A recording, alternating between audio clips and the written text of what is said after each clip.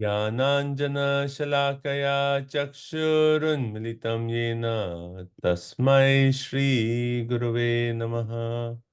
नमः ॐ विष्णुपादाय कृष्णप्रेष्ठाय भूतले श्रीमते भक्तिवेदान्त स्वामिनिति नामिने। नमस्ते सारस्वते देवे गौरवाणी प्रचारिणे निर्विशेषा शून्यवादी पाश्चात्य देशतारिणे। श्री चैतन्य मनोभीष्टं स्थापितं येन भूतले स्वयं रूप कदा मह्यं ददाति स्वपदान्तिकम्।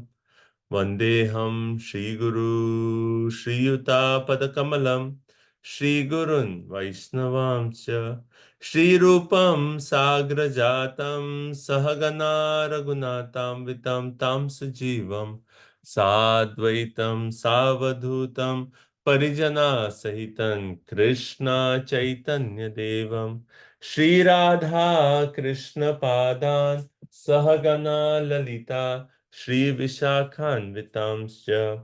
हे कृष्ण करुणा सिन्धु दीनबन्धु जगत्पते गोपेश गोपिकान्त राधाकान्त नमोऽस्तुते। तप्त कांचन गौरांगी शिराधे वृंदावनेश्वरी वृषभानुसुते देवी प्रणमामि हरिप्रिये। वाञ्छाकल्पतरुभ्यस्य कृपा सिन्धुभ्य एव च पतितानां पावनेभ्यो वैष्णवेभ्यो नमो नमः। जय श्री कृष्ण चैतन्य प्रभु नित्यानंद श्री अद्वैत गदाधर श्रीवासादि श्री गौर भक्त वृंदा। हरे कृष्णा कृष्णा कृष्णा हरे हरे, हरे राम राम राम हरे हरे। श्रील प्रभुपाद की जय। ग्रंथराज श्रीमद् भागवताम की जय। ओम नमो भगवते वासुदेवाय।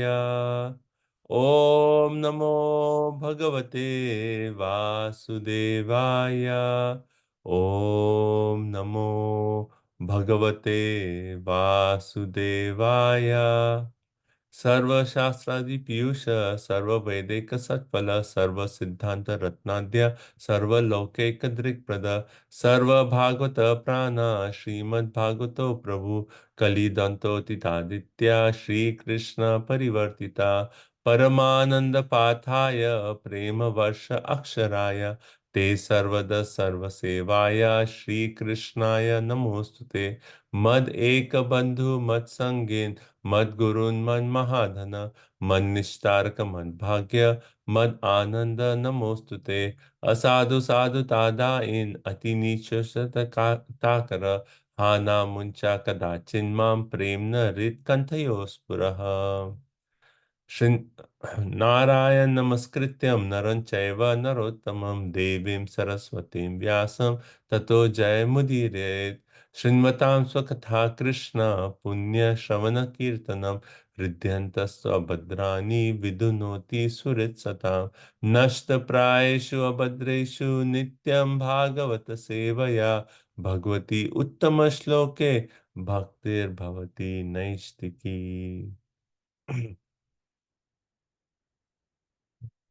Just by studying Srimad Bhagavatam, we see, and serving the pure devotee, Nityam Bhagavata Sevaya, then Bhagavati Uttama Shloke Bhaktir Bhavati Naistiki.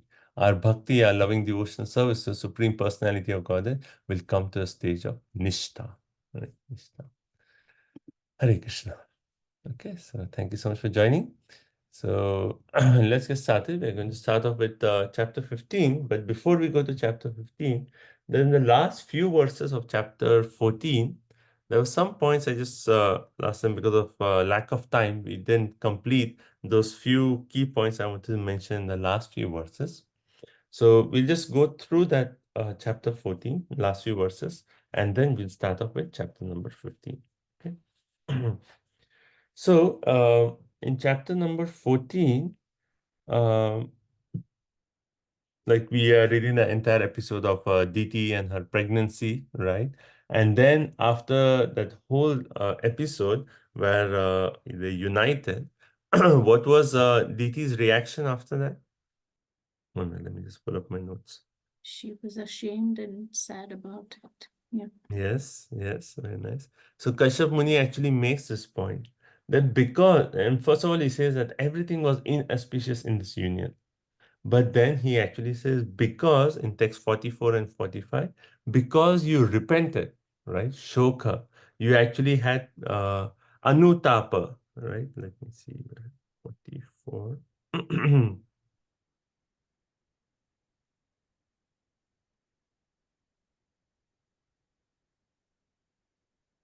Yeah.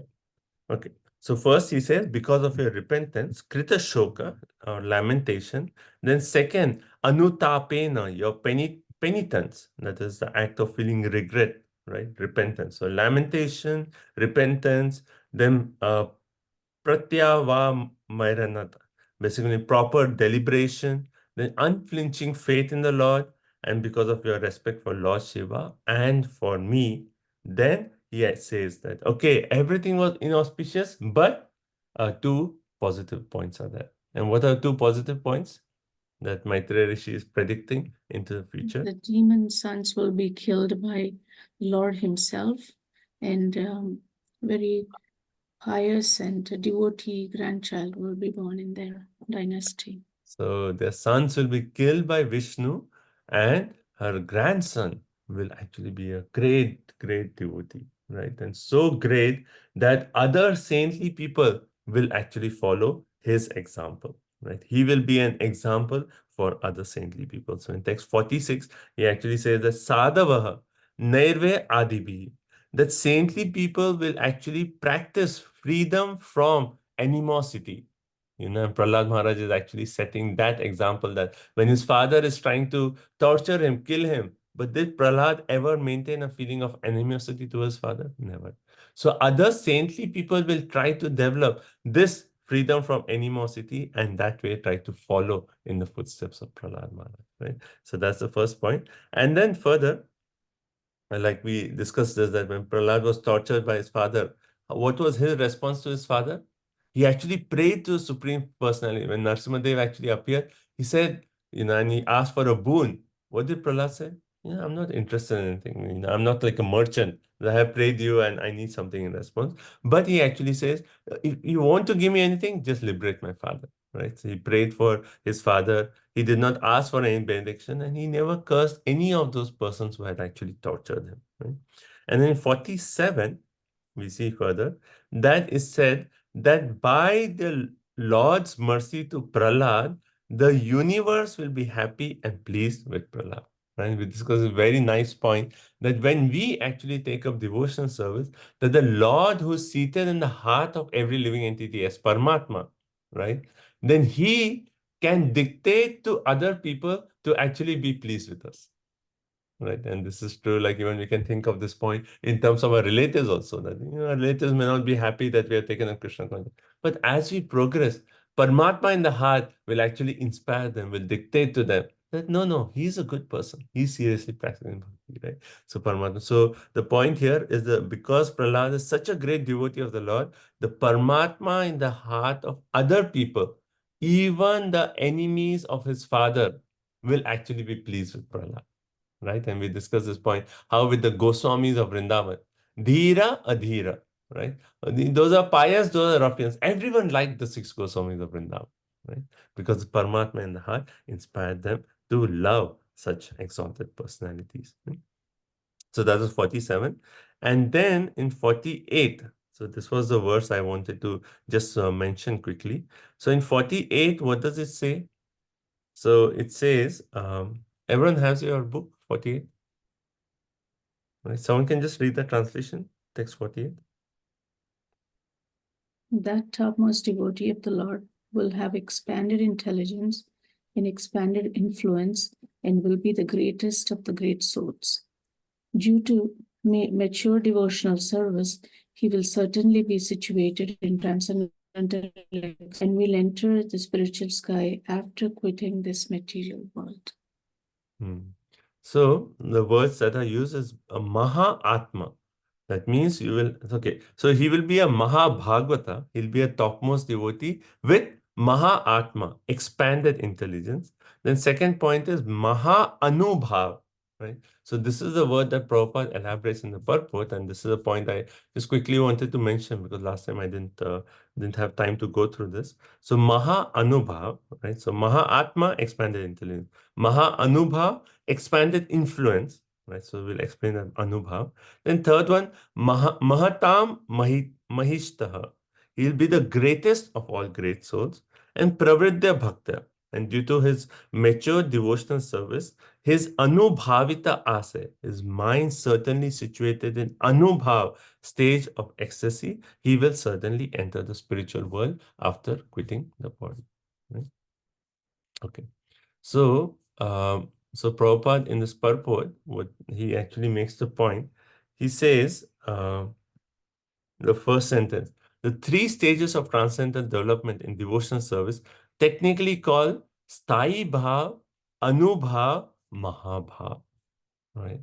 It's very interesting that Prabhupada is giving this as a stage of devotion. Normally, when we talk of three stages of devotional service, what are the three stages do we normally hear of? Neophyte, medium, Madhyama, Okay, so Uttama. one is Kanishta, Madhyam, Uttama, right? Nectar of devotion, what are the stages of bhakti? The three main. Dhyana Mishra Bhakti, and then Karma Okay. Mishra Bhakti, and In nectar of devotion, mainly the classification is sadhana bhakti, bhava bhakti, prema bhakti. Raguna Right? Bhakti, yes. Right? Sadhana bhakti again divided into two. But sadhana bhakti, bhava bhakti, prema bhakti. But here Prabhupada is actually making the point that the stages of transcendental development and devotional service are technically called sthai bhav, anubhav, mahabhav. And then he says, continual perfect love of Godhead is called sthai bhav. Right? And when it is performed in a particular type of transcendental relationship, it is called Anubhav. But the stage of Mahabhav is visible among the personal pleasure potential energies of the Lord. Right? So what is this? Like normally even Nectar of Devotion normally we read up to 19th chapter and say, okay, ho gaya. Nectar of Devotion, eastern wave or eastern side of the ocean is done and that's it. Right? But actually you go further, then these points are explained. So I'll quickly share my screen just because this is a very nice section and you know why Prabhupada is mentioning this. It's important. So in Nectar of Devotion, okay, before we go to that, anyway, yeah, I'll come back to Mahabhav. So let's discuss this. Okay, so if you see Nectar of Devotion, after the 19th chapter, chapters 20 to 26, he talks of Vibhav, right? So Vibhav is that which stimulates one eternal affection for Krishna, heightening it to the point of relishable intensity. So what is all this? You know, it gets very technical, but a very nice example is given. A mother, she has constant affection for her child, right? A mother, whatever she is doing, she's thinking of a child. But while doing such activities, if she just sees, let's say, a socks of a child or any small item of the child, immediately her intensity of affection increases. So that is actually called vibhava. You know, there's something that is stimulating that affection is called vibhava, right? Okay, everyone with me? Or are you lost? Right? So just follow this example. Mother has affection for a child, right? So while she's doing anything, she is always thinking of a child. But while doing that, she sees one of the photos of a child on the wall. And immediately she feels so much intensified affection. That is vibhav. What is anubhav? Anubhav is basically when the mother is feeling that affection, she says, oh, my child is in another room. I should go and embrace the child. So much affection. So that expression of that affection is actually called Anubhav, right? So, and then we'll see that why Prabhupada is mentioning these three, okay? Now, Satvika Bhav is also an expression of that affection, but this is actually more spontaneous. This is more, so you don't have control over. Like, you know, just sees this child and she's just like, oh, embraces immediately, like it's involuntary affection for the child. Okay, that is Satvika Bhav. And then Vyabhichari is basically like the example for this is when Mother Yashoda sees Krishna in the coils of Kaliya. Immediately her, her emotions intensify so drastically that is Vyabhichari Bhav. And then what is Sthayi Bhav? Sthayi Bhav is, Prabhupada says, it defines Sthayi Bhav as continuous ecstasy. Like Mother Yashoda's affection for Krishna is what? The Vatsalya Rasa, that is Sthayi Bhav. Okay. And then what is Mahabhav? So, Mahabhav, so this is actually Chaitanya Charitamrita Madhya Leela. When Sarvam Bhattacharya, he sees Lord Chaitanya Mahaprabhu. So, you know how Lord Chaitanya Mahaprabhu, he came to Jagannath Puri, he left because Nityananda Prabhu broke his danda, right? So he was very angry one way externally that, oh, this Nityananda, this is my sannyas danda. He broke it into 3 pieces. And then he got angry and he said, you all stay. Either you're going or I'm going. Then all the devotees, Nityananda Prabhu and associates said, you go first, Lord. We'll follow you. So Lord Chaitanya Mahaprabhu went first to Jagannath Puri. And as soon as he saw Jagannath, he fell, he fell unconscious in a state of ecstasy. And then the guards came to hit Lord Chaitanya Mahaprabhu. And then Sarvam Bhattacharya, who was, kind of, he was actually a big position in the Jagannath temple. He actually said, no, no, stop. And he took a fine cotton swab and put it on the nostrils of the Lord. Right, and he saw that the finer segments of the cotton swab was actually moving, and then he understood. Oh, this is actually he is not just fallen unconscious or dead. He is. So Mahaprabhu Bhattacharya is saying, Vashi Bhattacharya mane karena vichar. He's thinking, Ei Krishna Mahaprema Satvika vichar. That what this person is experiencing, this is transcendental ecstatic transformation brought about by love of Krishna. And further, he talks about like Sudipta Satvika, A Nam E Pralaya, Nitya Siddha Bhakti says Sudipta Bhava. Right? Upon seeing the Sudipta Satvika, Sarvam Bhattacharya could immediately understand the transcendental ecstatic transformation in the body of Lord Chaitanya Mahaprabhu. Such a sign takes place only in the bodies of eternally liberated persons. Anyway, I could explain this, but it goes technical. But you can read the purport, where he talks of this Dhumayita, Jwalita, Dipta, Udipta, Sudipta. So what is all this? But when here we are saying Sudipta Satvika, so Prabhupada explains in purport that there are 8 kinds of ecstasies, transcendental transformations. And when a devotee experiences this, if it is just 1 or 2 of this, then devotee, he actually stops it. He doesn't want to exhibit it. He's experiencing, but he stops it. But when 3 or 4 come, then it becomes more difficult for devotee to resist. But when 8 of them manifest together, you know, 8 of those transcendental ecstasies are manifesting simultaneously. And when all those 8 symptoms are multiplied by 1,000 times, they are visible at once. That is called Sudipta the Bhav. So Lord Chaitanya Mahaprabhu was experiencing all those 8 transcendental symptoms multiplied by 1,000 times. Okay, and then here it says Adhiruddha Bhava Yanra Tanra E Vikar Manushera Deha Dehi Bara Chamatkar. So Sarvam Bhattacharya considered the uncommon ecstatic symptoms of Adhiruddha Bhav are appearing in the body of Sri Chaitanya Mahaprabhu. This is very wonderful. How are they even possible in the body of a human being? So here, when Bhav ecstasy is intensified, it is called Mahabhav. The symptoms of Mahabhav are visible only in the bodies of eternal associates like the gopis. So only the gopis and Sri Chaitanya Mahaprabhu can actually experience the symptoms of Mahabhav. Okay, so now let's come back. Right. So what did we explain? Sthayi Bhav, Anubhav, Mahabhav. And Prabhupada is saying that these are 3 stages of transcendental development. So what is Sthayi Bhav? What I just explained, anyone remembers? Like the Continued. constant relationship. Yes, continual ecstasy. So for Mother Yashoda, it's that Vatsalya Bhav is that, right? For the gopis, it's that Madhurya Bhav is that. So when Prabhupada says 3 stages, one is our continuous Bhav with Krishna. That is Sthayi Bhav. Next is Anubhav. What did we say Anubhav is?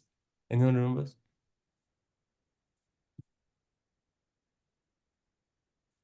Expressing affection. Yes, exactly. Very nice. So when the mother is, feeling that intensified expression, she just wants to go and embrace the child.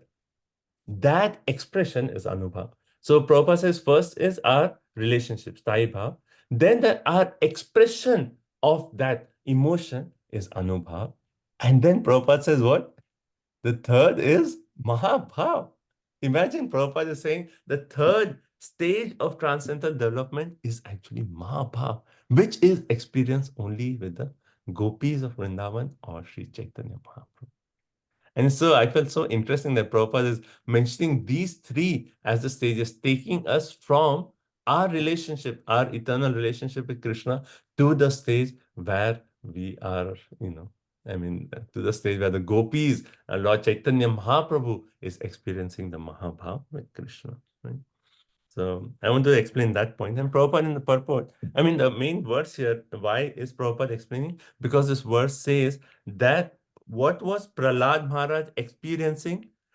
Pravritta bhaktya hi anubhavita ase. That because of his mature devotion, he is experiencing anubhav. That is the expression of his relationship with Lord Narasimhadev. And based on that, Prabhupada, the verse is saying that because he's experiencing this anubhav, certainly when he quits his body, where is he going? Back to the spiritual world. Right? So that was the point I wanted to explain. Okay. And then 49 further explains more qualities of Prahlad Maharaj. And 49 is basically saying how he is a lampataha. We have heard the word lampatu. What's the meaning of lampata? Actually, what's that, bro? Binding. No, no. Where do we hear this word lampata? The Yatha devotee. tatha va vidadhatu lampatu mat prananatas tu saeva napara. In Shishtastakam we say. Actually, if you search lampatu in a dictionary, it means someone who is like licentious. I actually looked that up. Let's see. Promiscuous or unprincipled in sexual matter. Devotee. And huh? A debauchee. Yeah, debauchee. Right? So, but here, what is the quality of Prahlad Maharaj explained? Alampataha. And Prabhupada in the purport, he actually says that the most important character of a devotee. What would you say is the most important character of a devotee? Like, don't see the verse, but in general, let's just forget about lampata. But in general, compassion, okay? Like in Bhagavad Gita, He's always eager to mitigate the suffering of humanity. okay, that's also compassion, right? So if you see in Bhagavad Gita, when we see the list of qualities of a Vaishnava in 13th chapter or 16th chapter, of all those qualities, there's one quality which is actually said the root of all the other qualities. What is that? That is his devotion to Krishna. He says that unflinching devotion to Krishna is the quality, the main quality of a Vaishnava, and everything else is because of that main quality. But here Prabhupada is interesting saying the most important characteristic of a devotee is alampataha. That means he is very virtuous. And Prahlad Maharaj was very virtuous, right? And then further he says, then another quality, he's always eager to mitigate the miseries of suffering humanity. So compassion and virtuousness is the most important characteristic Prabhupada is saying. And the most obnoxious misery of a living entity is a forgetfulness of Krishna, right? So most unpleasant misery for a devotee is what? Actually, what does Chaitanya Charitamrita say? What is the most painful thing for a devotee? Ramananda Roy said, the only thing that's painful for a devotee is separation from another Vaishnava. I don't see any other painful thing. And here, the point is actually said that, it is forgetfulness of Krishna is actually the most obnoxious misery for a living entity. Okay. And then text 50 is saying, Antar Bahi. that within and without, Prahlad is going to see the Supreme Personality of Godhead. Right? Without, in the sense what? Lord Narasimha will personally appear and give darshan to him. Right? So without, and within, he's always meditating on the Supreme Personality of Godhead. Right? Then it's also said, Icha Anugrihita Rupam. Anugrihita Rupam. Right? So what is Icha? Icha, Dvesha, desire. Anugrihita. Anugraha, compassion, right? Something like mercy or compassion, and Rupam. So here he says, Prahlad Maharaj will see the Lord, and the Lord who actually accepts the form according to the desire of his pure devotees. According to his, out of his anugraha, he accepts a form according to the ichha of his devotee. Hence, that darshan he will give to Prahlad Maharaj. Okay, and then last verse, Maitreya Rishi is actually saying, he's saying, after hearing all these points from Kashyapa, Diti actually, she becomes highly pleased in her mind. She is happy that her sons are going to be killed by the Supreme Personality of Godhead. That means they are going to get liberated. And her, so Putrayo Vadam Krishna, her sons will be killed by Krishna. And second, Bhagavatam Pautram. So her grandson will actually become a great Mahabhagavata, will be a great Mahabhagavata. Hence, she is actually amazed that how my sinful acts will produce a very rare result. When you do something sinful, then normally it is a very bad result. But she's thinking like, oh, I've done something so sinful, but the result is actually very auspicious. Okay, so that's how chapter 14 ends. Okay. Okay, I hope it's not too much, but I was just amazed by the fact that how Prabhupada talks of these three. I know where else that reference is, but and the purport about Sthayi Bhav, Anubhav, and Mahabhav. Okay, everyone, or just confused on a Sunday morning? Prabhu, Mahabhav is experienced by Prahlad Maharaj No, Anubhav. up till Anubhav, right? Yeah. So that But verse Prabhupada also said mentioned Anubhavita, but Prabhupada is so interesting, he's saying 3 stages, and he's taking it. it to the stage of the gopis or Sri Chaitanya Mahaprabhu. Okay. So that is exclusively. So Prabhupada, what does he say in the purport? He says the Mahabhav is experienced by the personal pleasure potency of Lord. So it is only Srimati Radharani or Sri Chaitanya Mahaprabhu. Gopis also. Madhavendra Puri also. Yeah, I guess the devotees That's in the Mahabhav. line following those. And then Madhav and Puri also can be considered Mahabhav. Yeah, he is the one who gave Mahabhav. He's the only one. Madhavendra Puri. It is Like certainly he's the one, he's the root of that bhav, the Vipralamba bhav. But I'll have to see whether that mood is also considered as Mahabhav. Maybe I'm not very technical.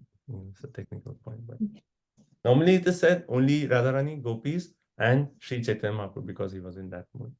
But so Prabhu, all the gopis are just Radharani because she is Mahabhav Swarupini.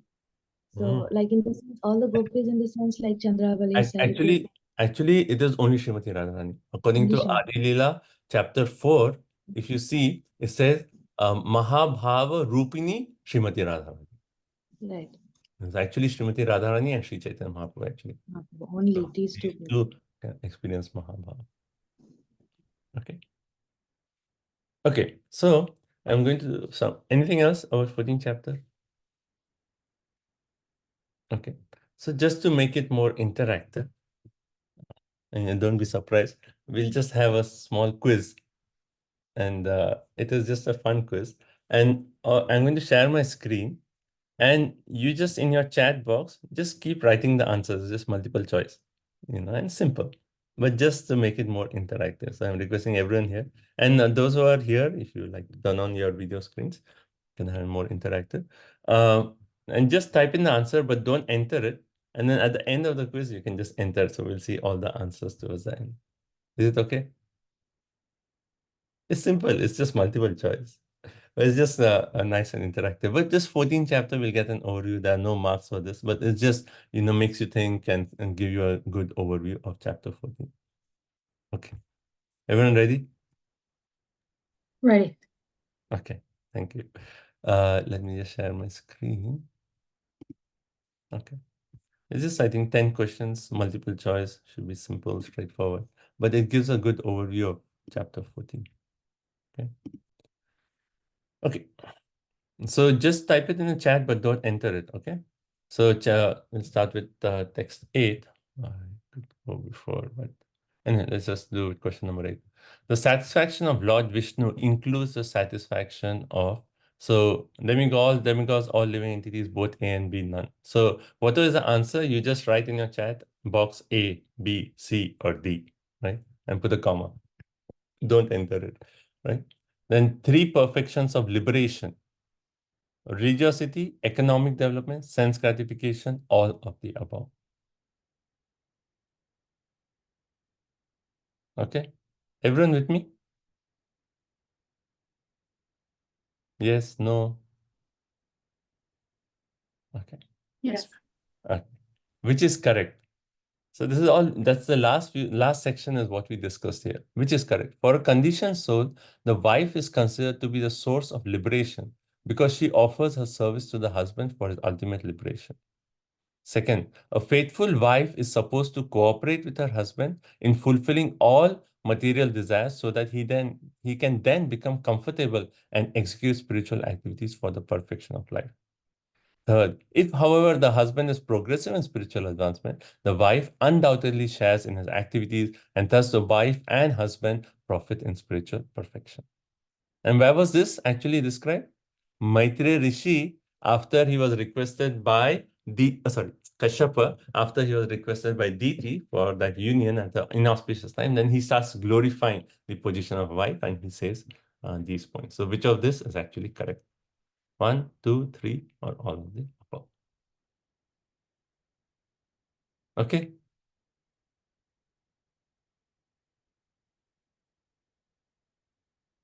Okay. Dash is the king of the ghosts. Lord Shiva, Rudra, both A and B, none. 12. Diti's father's name was Kardamuni, Kashyapa, Daksha, Swayambhuva Manu.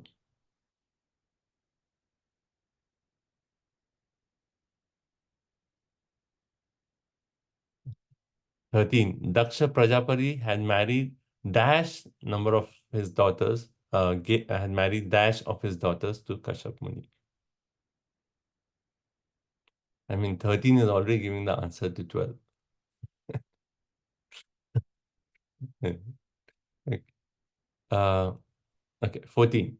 Diti approached her husband to have children at most inauspicious are the time when horrible looking ghosts are visible, the time when Lord Shiva travels with his ghost companions, all of the above. Okay. 15.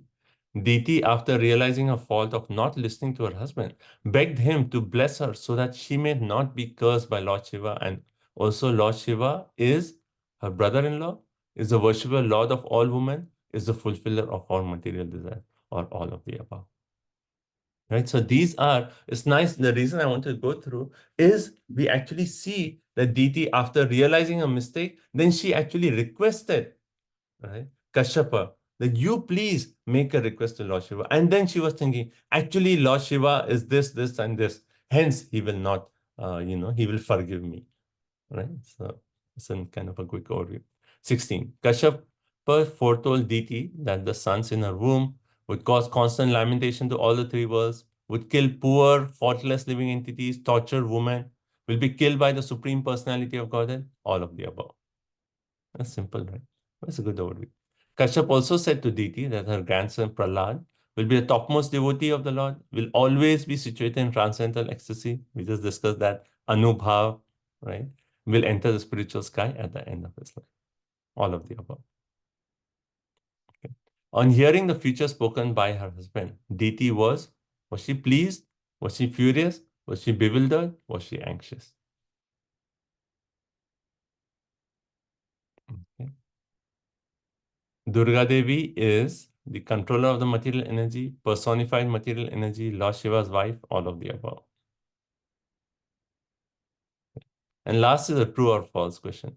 The killing of the miscreant by the Lord is also the mercy of the Lord towards the miscreant, although apparently the Lord takes the side of the devotee. Is this true statement or a false statement? Okay. Okay, I'm going to stop my sharing my screen. Okay, so we have answers coming up. Okay. So we have 8C, 9D.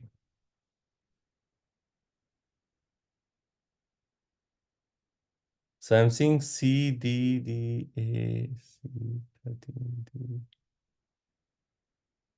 Okay, so I think most of them are true, but just 8, let me just see what was the question. 8C was,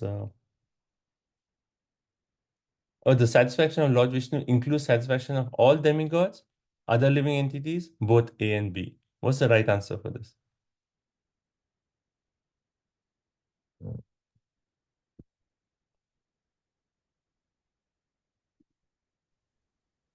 Both A and B, right? Right? So this is both A and B. Three perfection of perfection, all of the above. This everything is true. Lord Shiva, Rudra is the king of the ghost. Diti's father's name was Daksha. Daksha Prajapati, 13 of his daughters. Diti approached her husband to have all of the above. Answer here is all of the above. Foretold all of the above. Most of them are all of the above. She was finally pleased. Durga Devi is all of the above, and this is true. Babaji, what's the answer for 11th? 11, what is the question? Let's see. 11th is Dash is the king of the ghosts. So Lord Shiva, Rudra. So what answer did most of you write? Rudra.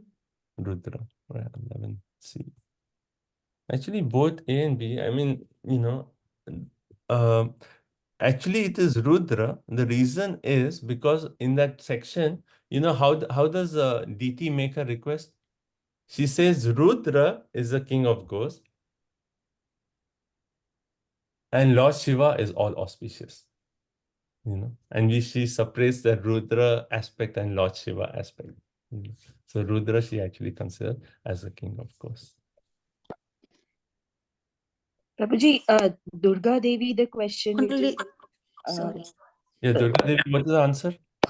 so Prabhuji, she is won't it be the control? She is personified and wife of Shiva, but how is it that she's also controller? Shouldn't controller be Krishna? Like, I mean, yeah. So immediate controller is Durga Devi, but ultimate controller is Krishna. So Maya Dakshina Prakriti, right? So Durga Devi is under control of Krishna, but Durga Devi controls the material energy.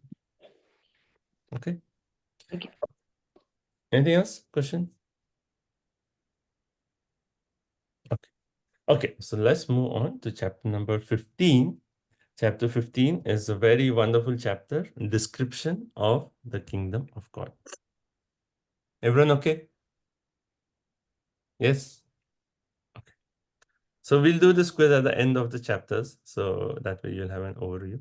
But it's just fun, it's just a quick overview and makes you think. Okay. 15th chapter. Let me just share my screen.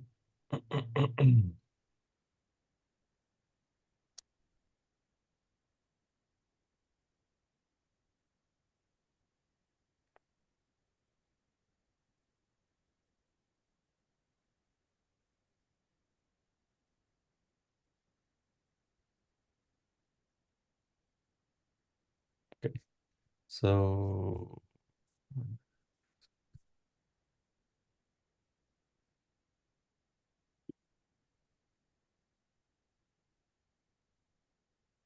okay, so here is the breakdown of the 15th chapter, description of the kingdom of God. And such an interesting chapter. We'll be reading the description of Vaikuntha here, right? So first 11 verses is the Devtas approach Brahma, they glorify him. Now, how come the Devtas are approaching Brahma? All of a sudden, we read up to Diti, and then all of a sudden Devtas approaching Brahma. We'll see. First two verses will give the reason. Then then Brahma starts speaking to the demigods. First of all, he gives a description of Vaikuntha. And then further, he tells the entire pastime of the Kumaras, how they curse Jay and Vijay, and then how the Lord actually arrives at the gate. and he gives the darshan to the four Kumaras, and then the prayers of the four Kumaras to the Lord. So this, which will continue in the next chapter, is a very, very interesting section of Srimad Bhagavatam, where we'll see the Lord. He has come out, and one side is his own devotees, Jay and Vijay, and other side are the Brahmanas who are so dear to him, the four Kumaras.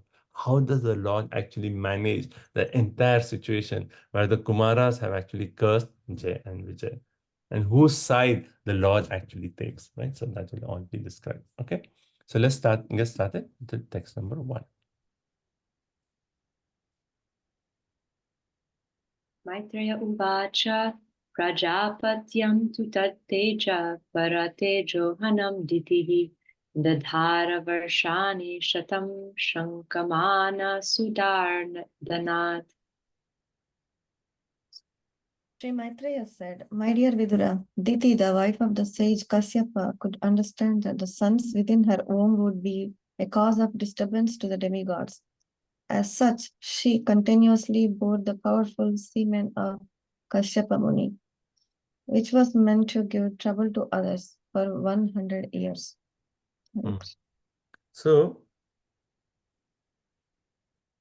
So here it says Maitreya is continuing, and he's saying Prajapatyam tat tejaha.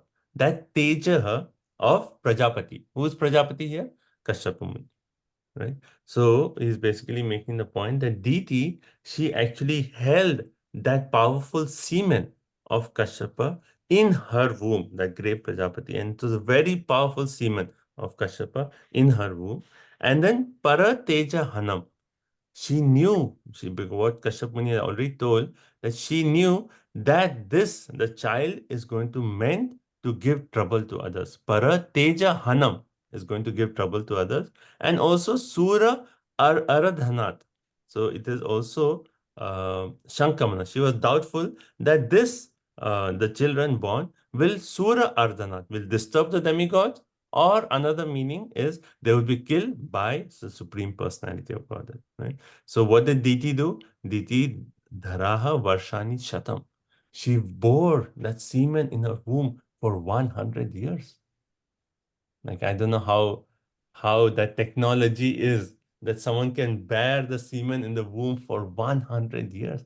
But she did not want to give birth to these children, because Kashyap Muni already said, I already predicted that they are going to cause havoc in this entire, all the 3 worlds, up to Swargaloka. The demigods are going to be harassed by these personalities. And also she was thinking, I don't want my sons to be killed, and they're going to be killed by Supreme Personality or what. But she wanted to postpone this entire thing. So 100 years she actually held those, the semen in her womb, right? So Prabhupada in the purport makes a point, there are 2 classes of men, either the devotees or the non-devotees, so demigods or the demons. And he says that no sane man can tolerate non-devotees giving trouble to devotees. So we see Diti's intention was not bad, right? She did not want these children that would cause so much disturbance to demigods, to the 3 worlds. She did not want it. But because she was overcome with lust, and now she trying to postpone that, the children harassing her own 2 children harassing the rest of the world, right? So one way, if you see, how did we start off with Diti's character in the previous chapter? The first verse that talked about Diti said what? That how Diti was actually was almost tortured by Cupid. So, really, she was like in so much distress. Even the words used were like Dina. She's so much distressed by Cupid, by lust, right? And here we see that after that entire episode, Diti is thinking so intelligently. She was actually pleased that her sons would actually be killed by Vishnu. She said, wow, that's so good. They'll get liberation. She was happy with that thought. And now, what is her intention? Oh, I don't want my children to cause havoc to the rest of the world. And hence she's actually postponing. So we see that Diti, her character as such, is actually very good, but just that moment she was overcome with lust that led to the entire episode. Right? Okay, text 2. Loke tena hata loke lokapala hatojasaha Yavedayan Ishvasrije Dvanta Vyatikaram Disham. By the force of the pregnancy of Diti, the light of the sun and moon was impaired by all the planets, and the demigods of various planets, being disturbed by the force, asked the creator of the universe, Brahma, what is expansion of dark what is this expansion of darkness in all directions? Imagine what was the effect of Diti holding that semen in her womb? Like for an ordinary person, like, okay, there's pregnancy, but something happens. I mean, she is affected by it. But here it is said, Loke, the universe, ta'en by the force of the pregnancy of Diti, ahat aloke. The entire universe was actually devoid of light. The light from the sun and the moon was actually impaired. Darkness was created all over the universe by the force of that pregnancy, right? And then Lokapala, the demigods of the various planets, what was their situation? Hata Ojasa. Their power was diminished because of this darkness. And then further he says, Niyave whenever there's problems in the higher planetary systems, what do? They either go to Brahma and they go to Brahma and say, Brahmaji, problem, please solve. Right? So now they have come to Brahma and said, Brahma, problem. What is the problem? The darkness is all over the universe, which is actually causing our power to be diminished. We cannot do our function properly, right? And then Dvanta Vyatikaram Disham, right? The reason for, they went and they asked Brahmaji, what is the reason for this darkness that is spread all in all directions? Right? So Prabhupada in the purport makes a very interesting point. He says, according to Srimad Bhagavatam, for one entire universe, how many suns are there? For one entire universe, there's only one sun. Sun is the source of light for all entire universe. So in each universe, there is only one sun, right? And the moon, what is the moon? The moon is actually just reflecting the light of the sun. I just heard him in class, like Prabhupada was making the point that, see, the arrangement of the universe is so amazing. That sun, it is an extremely hot body. But the moon, it is extremely cold body. Extremely cold. And so in the night time, when the moon is actually reflecting the light of the sun, but because the moon is so extremely cold, it is just that the rays that come off from the moon is actually cooling the entire. So in the morning, during the day, we'll be scorched by the heat. Like these days, it's so hot. Yes, so you're out on book distribution. It's like, oh, did we come to Jagannath Puri? It was like so hot. But then in the moon, immediately we feel the cooling. So see how the universe is so nicely designed, the sun and the moon. But here, like Prabhupada is actually the main point in this verse is that both the light of the sun and the moon were impaired because of Diti actually holding the pregnancy for 100 years. Okay, text 3. Deva Uchu Tama Etad Vibho Veta Samvegna Yadvayam Vrisham Na Yavyaktam Bhagavata Padena Sprishta Vartmanaha. The fortunate demigod said, O great one, just see this darkness, which you know very well, and which is causing us anxieties. Because the influence of time cannot touch you, there is nothing unmanifest before you. So it's interesting, in the next few verses, they glorify Brahma as if Brahma is the Supreme Personality of Godhead. Right? And can we think of any other section where a person is glorifying Brahma as the Supreme Personality of God in the Bhagavatam? Very famous section. Narad Muni, second canto, second chapter. Oh yeah. Okay. Narad Muni gets he says, it appears, oh Brahma, that you are actually the creator. And what was the example there? Just like a spider, creates the web and then takes it back. It appears that you are creating and taking it back. Okay, very nice. Any other example? Famous one?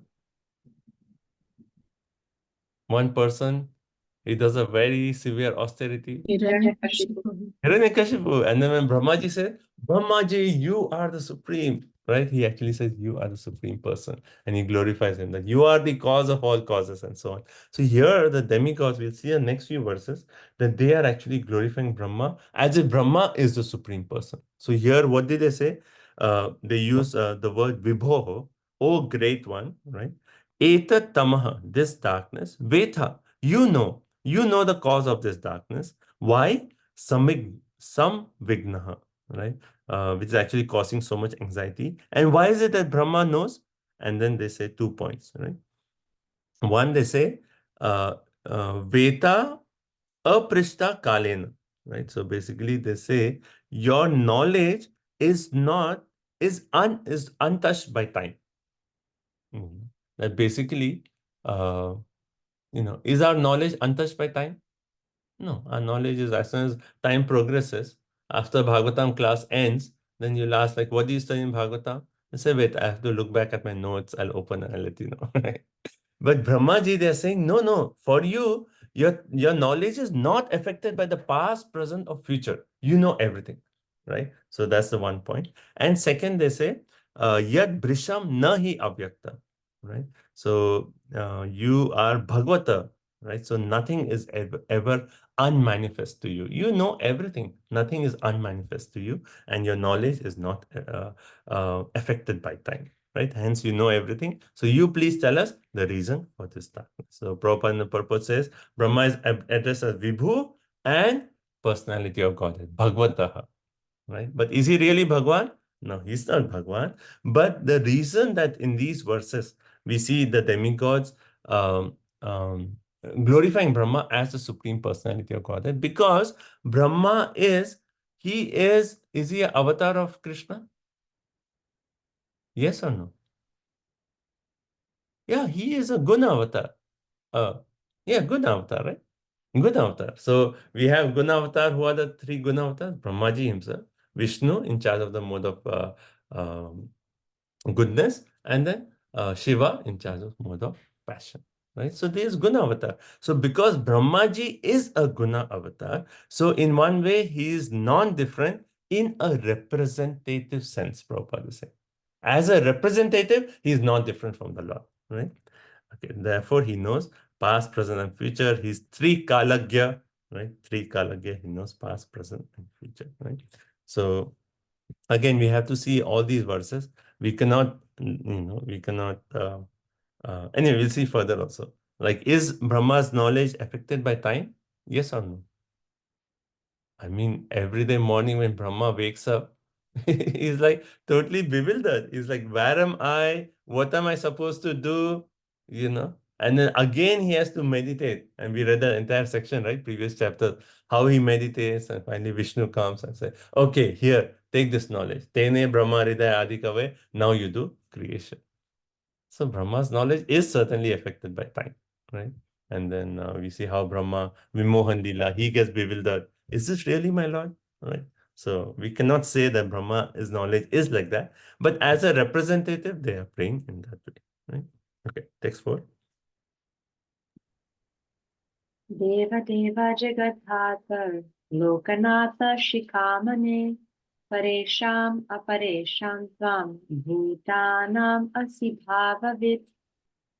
O God of the demigods, sustainer of the universe, head jewel of all the demigods and other planets, you know the intentions of all living entities in both the spiritual and material worlds. So first of all, Deva Deva. I think this is there in someone can search it, but that is another shloka in Bhagavatam, and Deva Deva is actually referred to Supreme Personality of Godhead. Right? So here, Deva Deva, they're saying, oh God of the demigods. Why? Because he's almost equal in footing with the Supreme Personality, because he's a Guna avatar for Rajaha. Right, Raja, right? So he is God of the demigods. So it is true in the sense that of all the demigods, he is the superior, Brahmaji. Okay. Then Jagaddatha, sustainer of the universe. Is he really a sustainer? Well, secondary, right? Secondary. Primary is Krishna.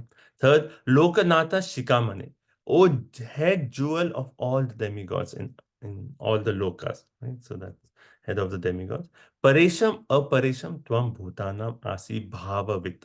You know the intentions of all living entities in both spiritual and material worlds. Is this true for Brahma? Does he know the intentions of all living entities in the material and the spiritual worlds? No. Like we see when Vyasadeva glorifies Narad Muni in the first canto, what does he see? Anyone remembers that point? That Narad Muni, you are like Paramatma, and he actually says, you are like the sun because you can know my heart. You know the heart of everyone. You know the intentions of all living entities. And hence you know my heart and you can tell the cause of my despondency.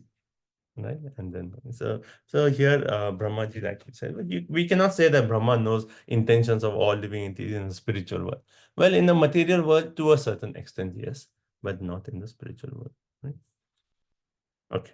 Prabhu, is it okay to think like because it is on the context of the demigods they're thinking because in their lifespan, Brahmaji knows everything. He has a perfect knowledge as per the time, isn't it? Because after his day is over, every demigods are also going. Yeah. So within that period, yes, okay, for a particular time, you can say, okay, yeah, Brahma is the creator because in the morning he's doing the whole creation. Yes, he is the creator. Then he knows so much. Yes, certainly. Without that knowledge, how can he create? So not in the absolute sense, but in a secondary sense, all these points can be said. Like how you explained in the calculation of time chapter that the time can be variable. Something which is time for me may not be time for an ant or bug, not for Brahma. So that's a nice point that in a relative sense, it can be said this is true, but not in the absolute sense. Absolute sense, yes. Okay. So one way also we can say that, why did Hiranyakashipu glorify Brahma as the Supreme Personality of Godhead? Because that his intention was, Brahmaji, he's going to give me a benediction. So I better flatter him. And then when he's pleased, he will please me, right?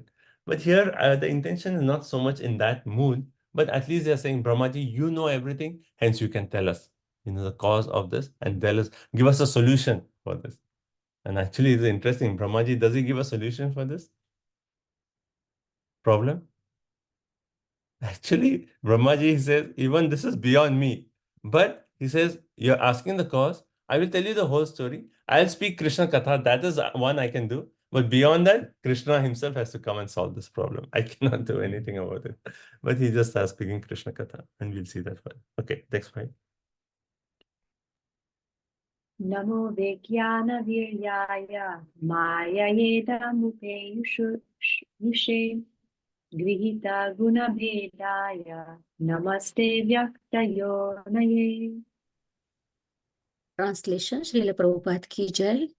O original source of strength and scientific knowledge of all obeisances unto you. You have accepted the differentiated mode of passion from the Supreme Personality of Godhead.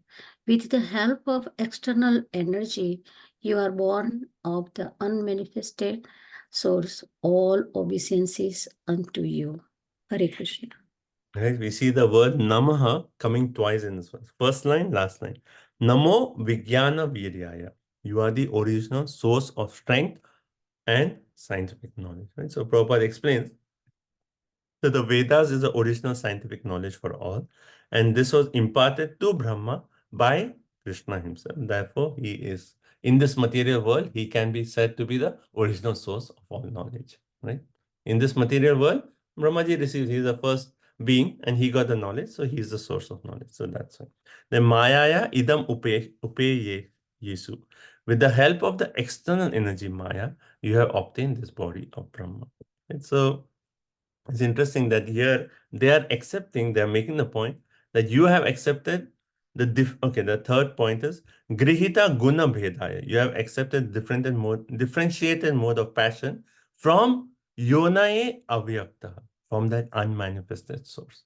So they're accepting that, yes, there's someone beyond Brahma, and you have accepted the point. And so they know that Vishnu is supreme, but still they are saying Brahma as a representative of Vishnu, you are actually having that opulence. Okay, and then Prabhupada makes a point, because Brahma is directly born from the transcendental body of Garbhodakshay Vishnu, and right, and that Garbhodakshay Vishnu is never seen by any creature in this material universe. Hence, it is actually said he is born from Yonaye Avyakta. Yoni, we have heard this word Yoni before, right? Yoni means from someone's yoni, from someone's womb. So that way, he is actually Yonaye Avyakta. He's actually born from Avyakta, the unmanifested, that is Garbhodakshay Vishnu. Okay, 6.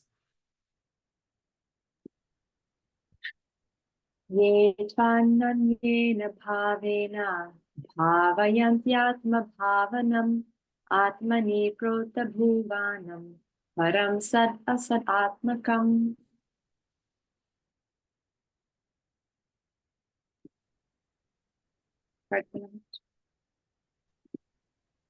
O Lord, all these planets exist within yourself, and all the living entities are generated from you. Therefore, you are the cause of this universe, and anyone who meditates upon you without deviation attains devotional service. Thank you. Ye, what was the first line? Ye tva anyena bhavena. Interesting. They're saying that anyone who is actually meditating on you, anyena, right? So tva is you, anyena without deviation, they attain what? Bhavena. They attain devotional service. Yeah. So that's the first point. Then Atma Bhavena, one who generates all living entities. So that can be said to be, yes, Brahma could be said that he's generating all living entities are coming from Brahma. Then Atmani Bhuvana, all the planets exist within Brahma. Is that true? No. You cannot say that all the planets exist within Brahma. He has created the planets, but they are outside. But here they are saying Atmani Bhuvanam, all planets exist within yourself. Param Sat Asat Atmakam. You are the supreme generator of all cause and effect. So this is certainly only Krishna himself, but here they are glorifying in that way. Vishwanath Chakravarti Thakur, he explains this Param Sat Asat Atmakam as in you exist all the devatas and asuras. Sat referring to the devatas, Asat referring to the asuras. So in you exist all devatas and asuras. Text 7. तेषां सुपक्वयोगानां जिताश्वासेन्द्रियात्मनां लब्धात् युष्मत्प्रसादानं न कुतश्चित् पराभवः. Hare Krishna. There is no defeat in this material world for persons who control the mind and senses by controlling the breathing process, and who are therefore experienced, mature mystics. This is because by such perfection in yoga, they have attained your mercy. Tesham, of them, supakva yogana. So those who are mature mystics, and they have attained what? Jita. Jita, they have controlled their atmanam and indriya. So those mature mystics who have controlled their mind and the senses by jita swaha, by actually, by breathing, right? They actually, by their controlled breathing, they have actually controlled their mind and senses. For them, right? Na kutishchit parabhava. Parabhava, parabhavastavo, avodajata. Prabhupada often quotes a verse. Parabhavas means defeated. So there is no defeat for such personalities. Why? Yusmat prasadana. Because they have obtained your mercy. So only those who have obtained the mercy of Brahma can control their mind and the senses, and for those personalities there is no defeat. Right? So actually this verse is a nice verse for the Supreme Personality of Godhead, that Prabhupada explains the point in the purport that how can we actually gain control over our mind and senses? Only when we receive mercy of the Supreme Personality of Godhead. So I want you to look at the purport. There are two statements that Prabhupada makes, and I want you to explain that are these two statements contradictory? Okay, so please look at the purport. I'll tell you.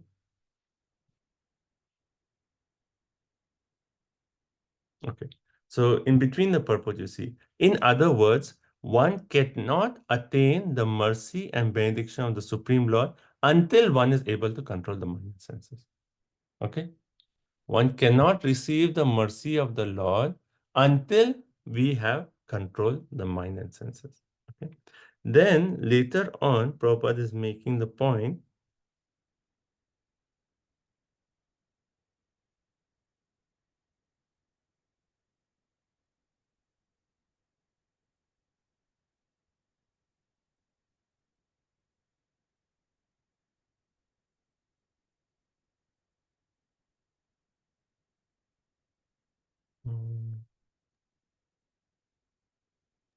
The sentence before it, right, says, it is indicated here that a yogi who has control over the mind and senses has the actual benediction of the Lord.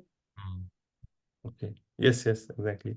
So one is yogi has control over mind and senses, has the actual benediction of the Lord, and he has no fear. In other words, one cannot attain the mercy and benediction of the Supreme Lord until one is able to control the mind and senses. This is actually possible when one fully engages in Krishna consciousness. A person whose senses and mind are always engaged in transcendental loving service of the Lord has no possibility of engaging in material activities. Okay, a devotee is not defeated anymore.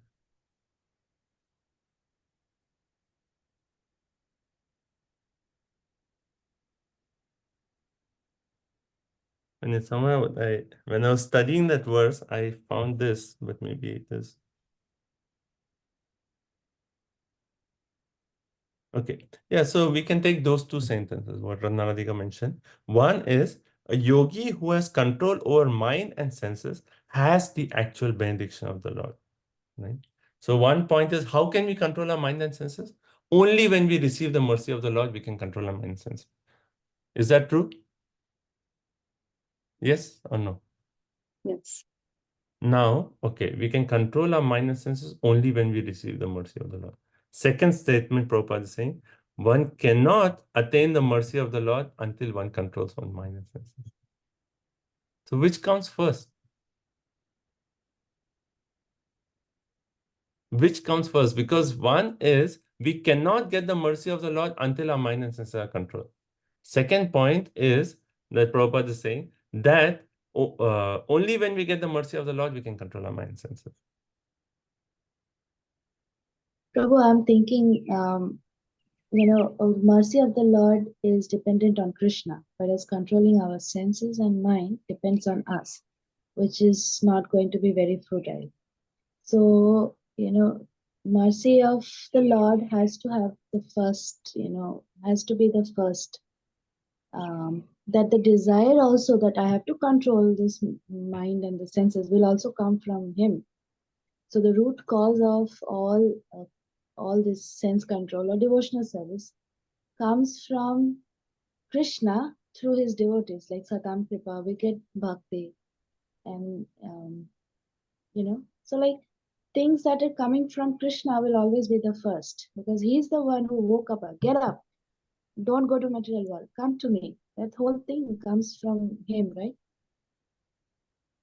Okay. So it's the mercy of the Lord that makes us control, tells us that you have to control your mind and senses. And once you have mind, then I will physically come in front of you.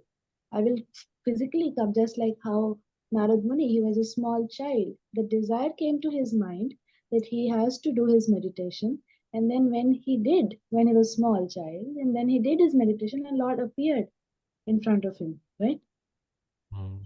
Okay, so I like that point about so the desire is from our side that we want to control, right? Bhagavad Gita, second chapter, what this Krishna says, one who is Bhogeshwarya Prasaktana, like who is just, wants to enjoy his Bhoga and Aishwarya. For him, he can never take the bhakti, right? So he can never think about controlling his senses. So the desire is coming from the jiva, but then the mercy comes from the Lord, and then the combination of both, the determination of the devotee to control his senses and the mercy of the Lord can actually attain control of the senses and mind. Right? So by the desire of the jiva to control, we are opening ourselves for the mercy of the Lord. And as soon as mercy comes, then we can start to control. And as we try to control further, it is the mercy of the Lord and our determination to control that go hand in hand. Yeah. But we remember, right, that pot that Chaitanya Charitamrita says, that the pot, we have been given the pot, but we should not make holes in the pot. how did the pot come to us? It is the mercy of the Lord. Yeah. Okay. That's a good one. So anyone else has any other points on this? Prabhuji, not a blade of grass moves without the permission of the God. So I think uh, only way to control the mind and the senses is to engage in the devotional service of the Lord. And we can engage in the devotional service of the Lord only by the mercy of the Lord. Okay, but how would we say this? Like we can engage in devotional service of the Lord only by the mercy of devotees of the Lord. Yeah, yeah. Because first it That's the comes same to thing, Prabhu. devotee. Yeah. Devotees are the representative of God, right? So, okay. So one way we can say that when a person, conditioned jiva, meets a devotee and receives mercy from the devotee, then he will actually have a desire to control his senses. And then when he actually acts upon the desire and prays to the Lord, then he can actually control the mind and senses. Okay. Okay. So let's continue. And then the last part of the purpose. Hare Krishna. Same Yeah. like, it's almost same like how Mahaprabhu could not asked to find Nitai, but Nitai was not found. So he has to take all the devotees to go and show where Nitai is, and then Nitai becomes Adi Guru to take us back to Lord Chaitanya Mahaprabhu, isn't it? Then who comes first? Lord comes first, Guru comes first, Yeah, that's a good point. Yeah. Vijay isn't Radhika? it? Rick, I was looking at the purport and you were mentioning about the contradiction. There is a line which says, anyone who has such control is to be understood as an experienced mystic, mature mystic yogi. So a mature mystic yogi, may not have the benediction of the Supreme Lord, right? Because he's a kind of a less than a pure devotee. Is that the contradiction you were talking about? Yeah, I mean, if you actually consider here mature mystic yogi, the mystic yogi, but even for the mystic yogis, though they may not be pure devotees, their control of the mind and senses cannot come without the mercy of the Lord. Though they are not on the path of bhakti, unless there is at least a tinge of bhakti, they cannot attain. And that's why, like, Prabhupada often makes a point that he actually says, like, oh, those who are just artificially trying to control their mind and senses, one attack of Maya, they are going to fall down. But it's only when we take shelter of Krishna. So even the process of mystic yoga, there is some connection to Krishna. Otherwise, it's not possible. But yes, devotion is the ultimate connection, and that we can be protected. Okay, that's also another way of looking at it. Yes. Okay, and then towards the end of the purport, Prabhupada says, the devotees of the Lord are not defeated anywhere in the universe. So this verse, the demigods are praying that anyone who has received your mercy and control his senses will not be defeated in this world. What is the example of someone who received the mercy of Brahma and then got defeated? Hiranyakashipu, right? He got the mercy. He had control his senses. Can we say he controlled his senses? For sure. Like what level of austerity he performed. Brahmaji came and said, like, even Bhrigu Muni cannot perform such austerity that you have done, And then, but he was finally defeated. So this is actually verse applicable to the Supreme Personality of Godhead, but here it's said to Brahmaji. Okay. And Prabhupada, in the end of the purport, he quotes this verse that how devotees are never defeated and they are fearless, right? Fearless everywhere. They are not afraid of anything. And he's quoting 6:17:28. That's a famous verse. Narayana parasarve na kutaschana bipyati swarga apavarga narkeshu api tulyartha darshana. That who Narayana parasarve, those are devotees of the Lord. They are na kutaschana bipyati. They are not afraid of any situation. Whether they go to Swarga, they attain liberation, Apavarga, they go to hellish planets, Api Tulyartha Darshana. For them, any condition, they are totally fearless and they are never defeated in their endeavors. Right? So this verse is actually applicable to Narayan Paraha, devotees of the Lord. Okay, text 8. Yasya vacha praja sarva gavastantyeva yantritaha haranti balam ayatas tasmai mukyaya te namaha. All the living entities within the universe are conducted by the Vedic directions, as a bull is directed by the rope attached to its nose. No one can violate the rules laid down in the Vedic literatures. To the chief person who has contributed the Vedas, we offer our respect. So what is it's nice glorification here. They're saying, Yasya vacha praja sarvaha. By whose words, vachaha, that is Vedas, all the living entities are directed or controlled. Are we all controlled by the directions of the Vedas? Devotees, non-devotees, everyone, all right? And here it says, Eva, just like what? Gavaha tantya yantritaha. Just like bulls are directed by the rope. So in India, we see, right, when the people they have like bulls pulling a cart. And then the master just says, okay, go here, go there. He'll just hit them on the right side. They know that they have to turn this way. They are directed. Similarly, every living entity is directed by the laws of Vedas. And then Haranti Balam. With all one's bala, one cannot violate the rules of the Vedas. Right? Ayata, under whose control? The Mukhyaya, the person who is the main creator of these Vedas, to him we offer our respectful obeisances. Namaha. Okay. So, right, so Prabhupada makes the point that no one can actually violate the laws of the Vedas, just like no one can violate the state laws. Right? You're driving a car, say, okay, red light, I don't feel like stopping. I mean, you cannot violate any of those laws. Like, as soon as you break the law, immediately they have this camera. They're like, okay, take a photo, stop him. He has to pay fine. Right? So we are all subjected to laws. And similarly, we are subjected to the laws of the Vedas. And what are the laws of the Vedas? Like just our body, the transition. We are growing old. We are going to die. There's a law of the Vedas. Like, who can stop that? Right? With all our bala, we cannot stop that. We are controlled by the three modes of material nature. Right? And all those rules we are actually controlled. Okay. Now, Prabhupada makes a very interesting point in purport. Conditioned souls who have come to this material world for material sense gratification are regulated by the injunctions of Vedic literature. So Prabhupada is saying, when one takes up devotional service, then can he transcend the laws? Yes or no? Does a devotee transcend the laws that we are talking about here in the Vedic literatures? Yeah. What's it? They can transcend the laws. You can transcend the laws. As soon as we take up the devotional service, we are directly in touch with Krishna. Krishna can actually change the laws for us. A devotee gets empowered by Krishna to do such amazing things which are actually beyond the laws of material nature, right? But then Prabhupada is saying for jivas, conditioned jivas, yes, they are regulated by injunctions of Vedic literature. Then next sentence Prabhupada said, sense gratification is just like salt.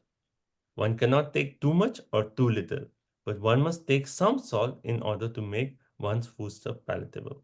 Right? So those conditioned souls who have come to this material world should utilize their senses according to the direction of the Vedic literature. Otherwise, they'll be put into a more miserable condition of life. What does this mean? The sense gratification is just like salt. It's a very interesting point that Prabhupada, I was actually thinking about this, that not too much, not too little. So for, even for sadhakas, one way if you say, like, as we are progressing in the bhakti, then, we can, maybe transcend that mood of sense gratification. But while we are going through a bhakti, there is some level that senses need some kind of gratification. So initially, our senses are getting gratification from where? Just like, eating nice food, sleeping, mating, defending, that's all. But as we take up the path of bhakti, then, yes, let's say I tell one person, okay, a sadhaka, he joins the temple, or, someone wants to take up Krishna, he joins the temple. So you join the temple, we have to control our senses. So from today, only boiled vegetables with just one pinch of salt. That's it. That is your breakfast, lunch, and dinner. Will that person survive? He won't survive. So there is some kind of sense gratification is there, even for us, like, we have nice food, And sometimes, like Prabhupada mentions in one of the purports in Bhagavatam, that even for devotees, like we get some gratification by, like going into nature, taking some kind of walks. We have gratification in the mode of goodness. Materialistic have gratification more in a mode of passion and ignorance, right? So some level of gratification is actually required. Otherwise, if it's too austere, then the senses will actually revolt, and that won't be favorable to our bhakti. We'll become hard-hearted, right? Hard-hearted. So some level of little bit salt is actually required, just optimum level. So based on our level of progress in Krishna consciousness, we can see what is that level of salt we need. And that level of salt, we want to take it in such a way that it is not an obstruction to our Krishna consciousness, right? Once I was hearing one seminar, the point was actually being made that yes, for even sadhakas, there is some need to give a break to our senses, to actually get some gratification, but make sure that is the mode of goodness. Do those activities in the mode of goodness, right? Not in the mode of passion and ignorance, right? So it is just like salt, not too much, not too little. Right? Okay. Is this okay? So artificial renunciation will make one dry, hard-hearted, and too palatable foodstuffs, then it will agitate our senses, like how nectar of instruction makes a point. Vachu vegam, manasa krodha vegam. And the purport Prabhupada says what? If we eat too palatable foodstuffs, always eating a lot of sweet, gulab jamun, halwa, puri, kachori, that's every day we are eating, then what will happen?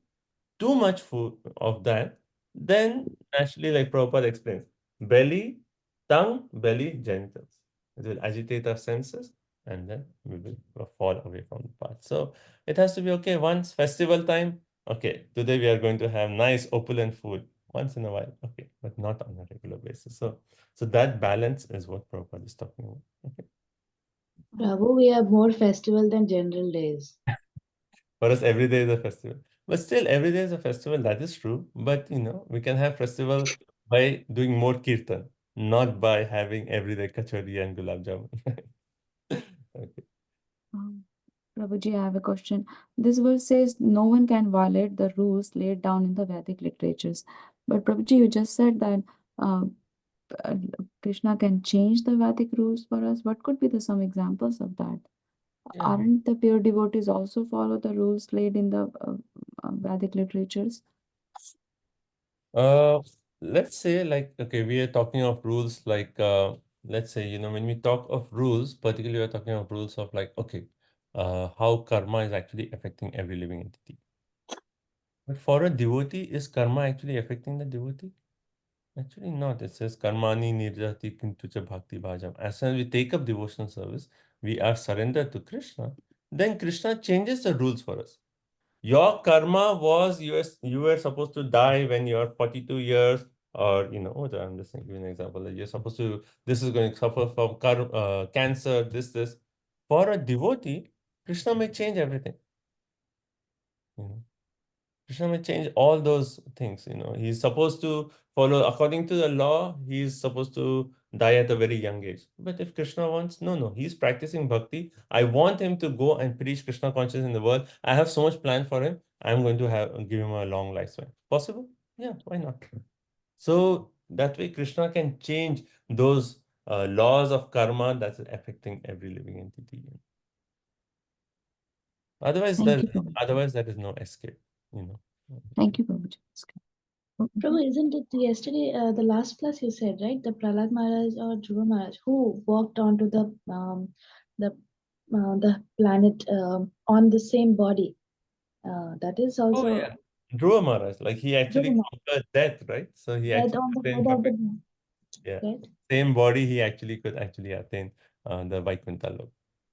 So yes, so all those things are possible for a devotee. For a devotee, what is impossible? When the Lord empowers a devotee, nothing is impossible. Right? Hare Krishna Prabhuji, but the flowery language of the Vedas, that is confusing to the neophytes, right? The Vedas give flowery language and you cannot completely follow the Vedas. Here it is saying one should perfectly follow the Vedas, Vedic regulations prescribed by the Supreme Lord. What was, are you reading a sentence from the purport? Right. Here it says, but the Vedic regulations are prescribed by the Supreme Lord. So So basically, the point Prabhupada is saying the Vedic literatures are the laws of the Supreme Personality of Godhead, and one cannot violate those injunctions. So basically, here it's referring to the injunction that we are all forced to actually go. No one can escape the laws of birth, old age, disease, death, unless one takes up devotional service. Right? The laws of the state, like red light means you have to stop. Right? Like all those things we cannot escape except devotee. Okay, text 9. Let's continue. Sattvam vidat vasham bhumams tamasalupta karmanam adabhradayaya dushtya apanan arhasi kshitum. Hare Krishna. The demigods prayed to Brahma, please look upon us mercifully, for we have fallen into a miserable condition. Because of the darkness, all our work has been suspended. Imagine this. They say, Bhuman, O great Lord, Satvam Viditsvatram, perform good fortune upon us. Be merciful upon us, perform good. Tamsa Lupta Karmana, by the darkness, all our work, our prescribed duties, our karma is suspended. Imagine what is the power of her pregnancy, that there is darkness all over the universe, and the demigods, they cannot even function properly. Like, and we see that, like Aditi, she's holding the semen in her womb for 100 years, and that's causing all this. Another example we see is when Dhruva Maharaj, right, when he's performing his austerity, and when he actually, like, like 3 days, first 3 days, he's actually eating roots and, fruits. Then every 6 days, then he's just having just grass, or every 9 days, then he just takes water. And then after that, every 12 days, he's taking one bread. That's how austerity is intensified. And finally, what happens when he's at the stage of just taking one bread? The demigods actually suffocate. So I was thinking of, like, Diti, she's holding the semen, and demigods, they cannot function. What is her power? Like Dhruva, he's doing that austerity. Demigods, they cannot even breathe. The air is actually, kind of suspended in the universe. The demigods are like, we cannot breathe, right? And then here, so hence the demigods are saying, O Abhadra Dayaya, be merciful, magnanimous upon us without reservation. Drishta, by your glance, be merciful. Apanam ikshitum. Seeing us that we have surrendered unto you, you show mercy upon us. Right? You are a great soul. Anyone who surrenders unto great souls, the great souls reciprocate. So we are surrendering unto you, you show mercy upon us. Okay, text 10. Esha deva ditergarbha oja kashyapam arpitam dishastimirayan sarva vardategnir ivaidasi. Srila Prabhupada ki jai. As fuel overloads a fire, so the embryo created by the semen of Kashyapa in the womb of Diti has caused complete darkness throughout the universe.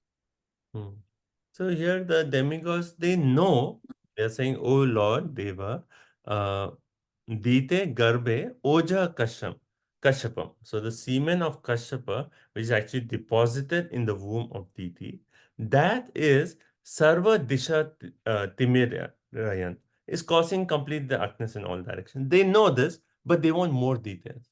They're like, who is this? Whose semen is this? Why is that so powerful that we cannot do our work? Why is it so powerful that there's darkness everywhere? We need more details. So, oh Brahma, you please give us all details. And then they say, Eva edhasi vardate agni. Just like fuel overloads a fire, similarly, that pregnancy is actually causing darkness everywhere. Right? So, you please explain, give us more details of this. Okay. So this is how the demigods have glorified Brahma. Again, the main point is their glorification of Brahma. They have glorified him as if he's the Supreme Personality of Godhead, because he's the representative of the Lord. He is the Guna avatar of the Lord. right? And that's how they have glorified. And now Brahmaji will start speaking, right? So from text 11, we'll see Brahmaji tells the story of who is the semen in the womb of Diti? It's fine. Who is it? Hiranyakashipu. Yeah, but okay, but who are they? Jai and Vijay. They're none other than Jai and Vijay. Jai and Vijay. Now, Brahmaji is going to tell that whole story of how Jai and Vijay, they finally have entered into the womb of Diti, and how that is a cause of this darkness everywhere. Okay, so we'll take a break now. Any quick comments, questions, realizations, any other points you would like to add? So 2 points in the last thing. One is how sense gratification is compared to salt. That is one point to think about. And second point to think about is the control of the mind and senses. The 2 points that how we cannot control our mind and senses unless we get the mercy of the Lord. And the other point that Prabhupada says is only when we control the mind and senses, we can get the mercy of the Lord. So those two were like I felt like good points to meditate upon in this first 10 verses. And yeah, and we will read further. Actually, I like the point that we can fully control the senses and the mind only when we are fully engaged in Krishna consciousness. Then only it's actually possible. Yeah. We are engaged Rishikesha Sevana. And we engage our senses in the master of the senses, and that's the definition of devotional service. Okay, thank you. Any other points? So on the same, this is another that came to my mind. The real benediction of the Lord is the service to his lotus feet, service to his devotees, residence and back to Godhead, So these are real benedictions. Like apparent benediction could be our karmas getting fulfilled, living very nice and peaceful environment. But what is the whole and soul of this all those benediction is that we become Krishna conscious. Right. So these are real benedictions. So when he sees a yogi who wants to control his senses and mind, he's a qualified person because he's one of the qualified person to get my blessing. So if I bless him, he will be able to control his senses, and then in the process he will understand that devotional service is the only way to do this. Rishikena Rishikesha. If I do devotional service, then he becomes from the Jnani, he shifts to a Bhakta in the experience of his not being able to real control of senses through the mystic processes. Then he becomes a devotee, he becomes a Bhakta, and then the real benediction comes of service back to Godhead. Yeah. I mean, that's a good point. That, like any of the process you see, Karma Yoga, Dhyana Yoga, Jnana Yoga, any of this, finally, without the mercy of Lord, you cannot even progress in any of these other paths. Even that a mystic yoga is attaining perfection in controlling his mind and senses, that means there is mercy of the Lord. Otherwise, what hope does a conditioned jiva have against Maya Devi herself? Right? That's impossible. But there is Krishna's control. Krishna's mercy is there. So without the mercy of the Lord, we cannot control our senses. So that point is there. Yeah. Next. When we get the association of the pure devotees of the Lord, we can understand that we are getting mercy of the Lord. Yeah, that point is also true. Yes.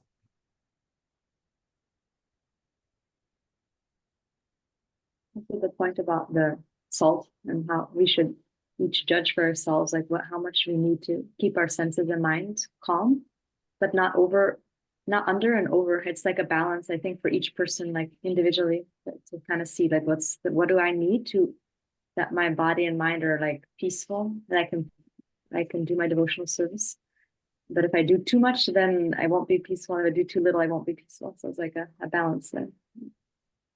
I mean, that's I was thinking so much, like over the whole weekend, I was thinking about this point about the salt, that, how each one of us, we have to find what is that balance, the right balance of sense gratification. And again, that is in the mode of goodness, not breaking the 4 regulative principles, but what is that required so that we are happy in our Krishna consciousness and we can actually progress. Okay, I'm happily situated now, take next level of my bhakti. But what at my stage, what is actually required? What is the appropriate salt for me? So that's a nice point to think about. Okay. Anything else?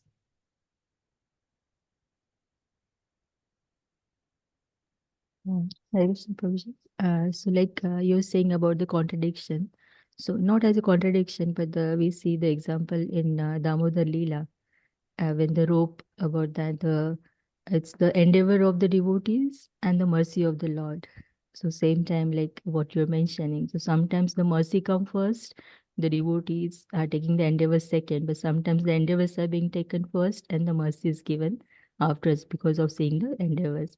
And the example like you said like the state law, like somebody is punished for some reason, but then the king has the right to come and intervene in that, and he can just wipe out and then he can just forgive the person because he has the authority. The same like that, the Vedas, the things are there, and then Krishna can come and in just can do anything like the changes in the person's life, and that we have seen in many devotees' life, like how they were being supposed to have some punishment and go through some problems, miseries, but the Krishna intervenes and then everything's taken care by him.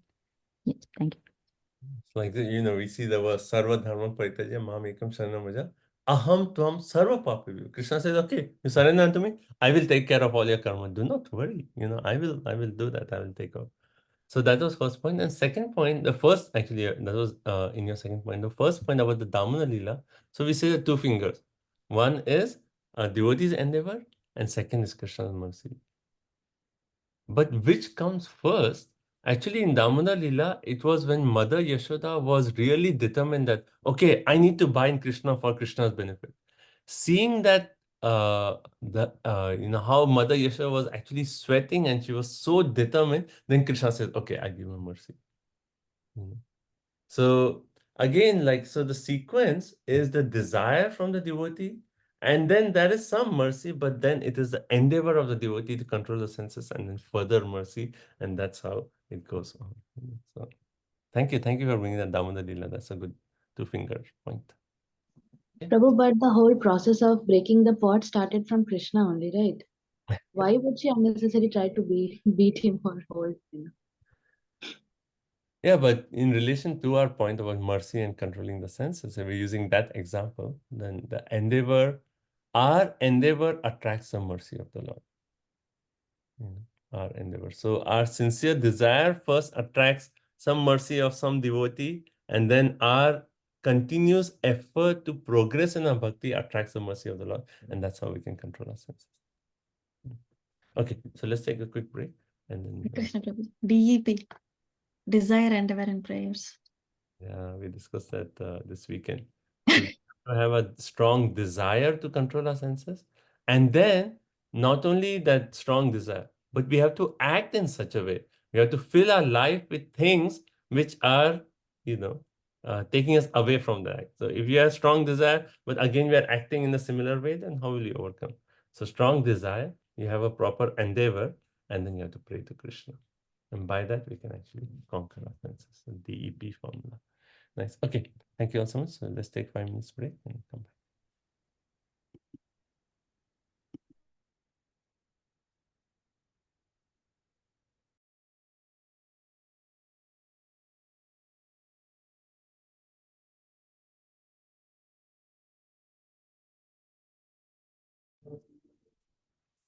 Krishna, Krishna,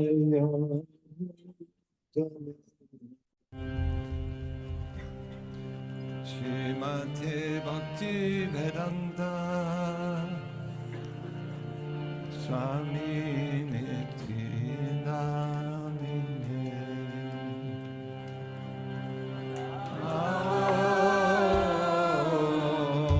Vishnu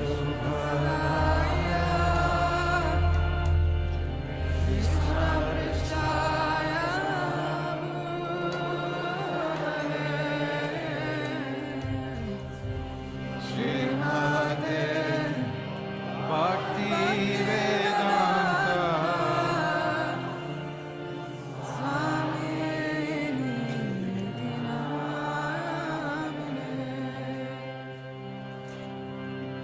Namaste Saraswati Deve Gauravani Pracharine Nirvishesha Sunyavadi Paschatyadeesha Dharine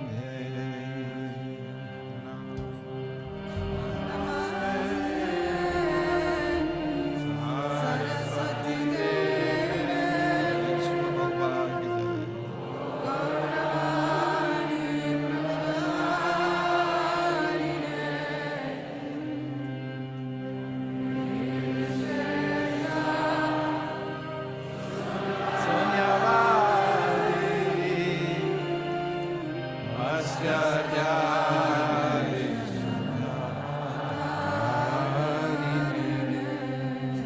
Jaya Sri Krishna Chaitanya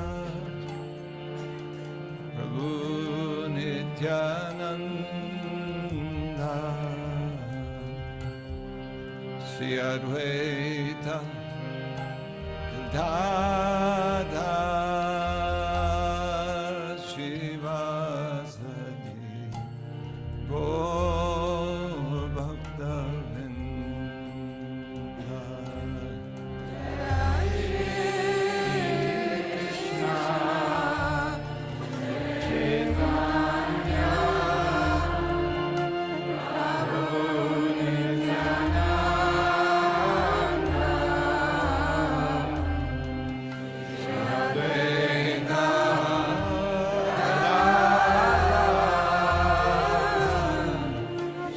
Shivasadi Gaura Bhakta-vrinda. Jaya Sri Krishna Chaitanya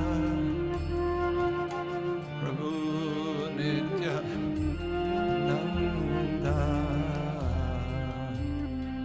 Sri Advaita Gadadhar Shivasadi Gaur Bhakta-vrinda. Jaya Shri Krishna Chaitanya Prabhu Nityananda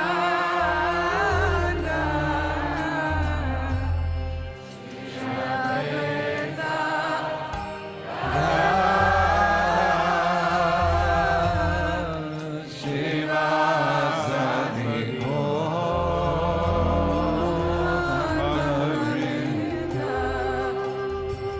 Jaya Sri Krishna Chaitanya Prabhu Nityananda Shri Advaita Gadadhar Shivasadi Gaur Bhakta-vrinda. Shri Krishna Chaitanya Prabhu Nityananda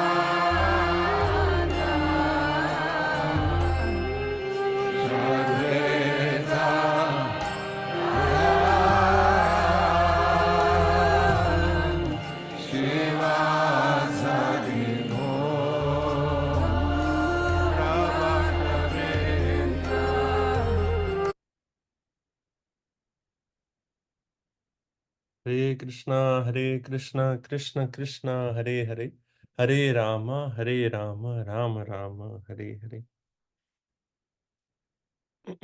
Hare Krishna, everyone. So please come back. Continue. It's a very interesting section now.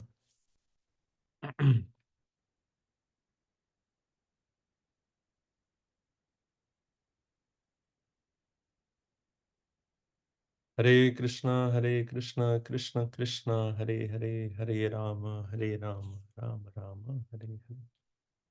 Okay, so let's continue with text number 11.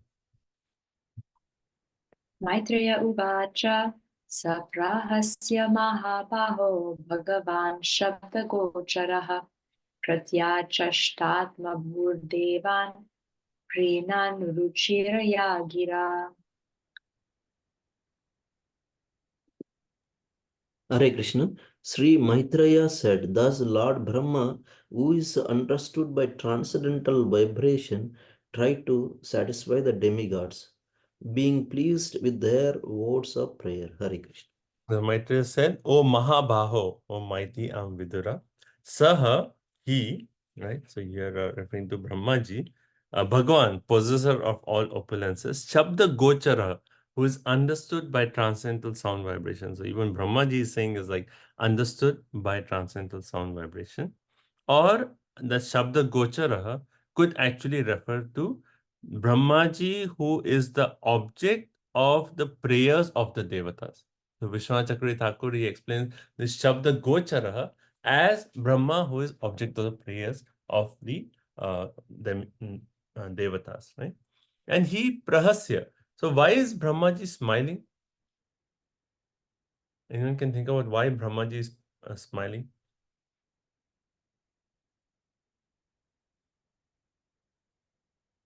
Like he heard all these prayers and they praise him. Oh, Brahma, you're like the supreme personality of Godhead. You are actually, yes, that's how they have praised him.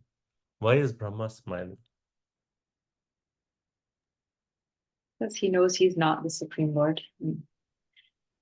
So Brahmaji is actually thinking, the ignorant may praise me as if I am the supreme personality of Godhead, but I am useless to deliver them from this difficulty. So he's smiling, saying that, I cannot do it. It is only Krishna who can solve this. I am useless but they are praising as if I am. So in that mood, Brahmaji is actually smiling.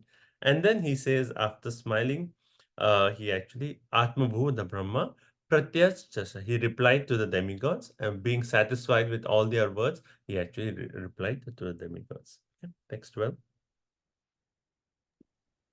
Brahmovacha Manasame Sutayushmat Urvaja Sanakadayaha Cherur Vihaya Salokal Lokeshu Vigataspriyaha. Hare Krishna, translation Srila Prabhupada Ki Jai. Lord Brahma said, my four sons, Sanaka, Sanatana, Sanandana, and Sanat Kumara, who were born from my mind, are your predecessors. Sometimes they travel throughout the material and spiritual skies without any definite desire. Hare Krishna. Manasa me sutaha. The sons who are born from the Manasa, from the mind of Brahma. Who are they? We read this before, right? When Brahma was creating, there are four sons from the mind of Brahma. And those are the four Kumaras, the four S, right? And then he says, Yusmat Purvajaha. They are born before all of you demigods. They are actually your predecessors. And then they are headed by Sanaka Adayaha, headed by Sanaka Rishi. And Cheruhu Vihayasya. They can travel in outer space and Lokan, both in the material and in the spiritual world. These sons of Brahmaji, they can travel both in the material world, that is okay, but also in the spiritual world, okay? And then Vigata Spraha. And why are they traveling? Without any definitive desire. Right? So why would people, the great sages, travel without any material desire? So here, Prabhupada is actually making, without any desire. So Prabhupada is actually explaining, when you speak of desire, here that desire actually means no desire for sense gratification. Why are they traveling? Why are the four Kumaras traveling in space? Because they actually want to travel to different places and preach devotional service. Can anyone think of an example in Bhagavatam where the four Kumaras are giving instructions to a personality? They're traveling everywhere and then they come to this personality and they give him instructions. Prithu Maharaj. Prithu Maharaj, right? Prithu Maharaj actually, he does the entire yajna, and after that whole thing, then the four Kumaras, they come and they give instructions to Prithu Maharaj. Okay, so when they are traveling, they travel without any definitive purpose, means without any desire for sense gratification. They only have desire to share Krishna consciousness, like Narad Muni. Right? Okay, text 13. Ta ekada bhagavato vaikuntasya malatmanaha yayur vaikunta nilayam sarvaloka namaskritam.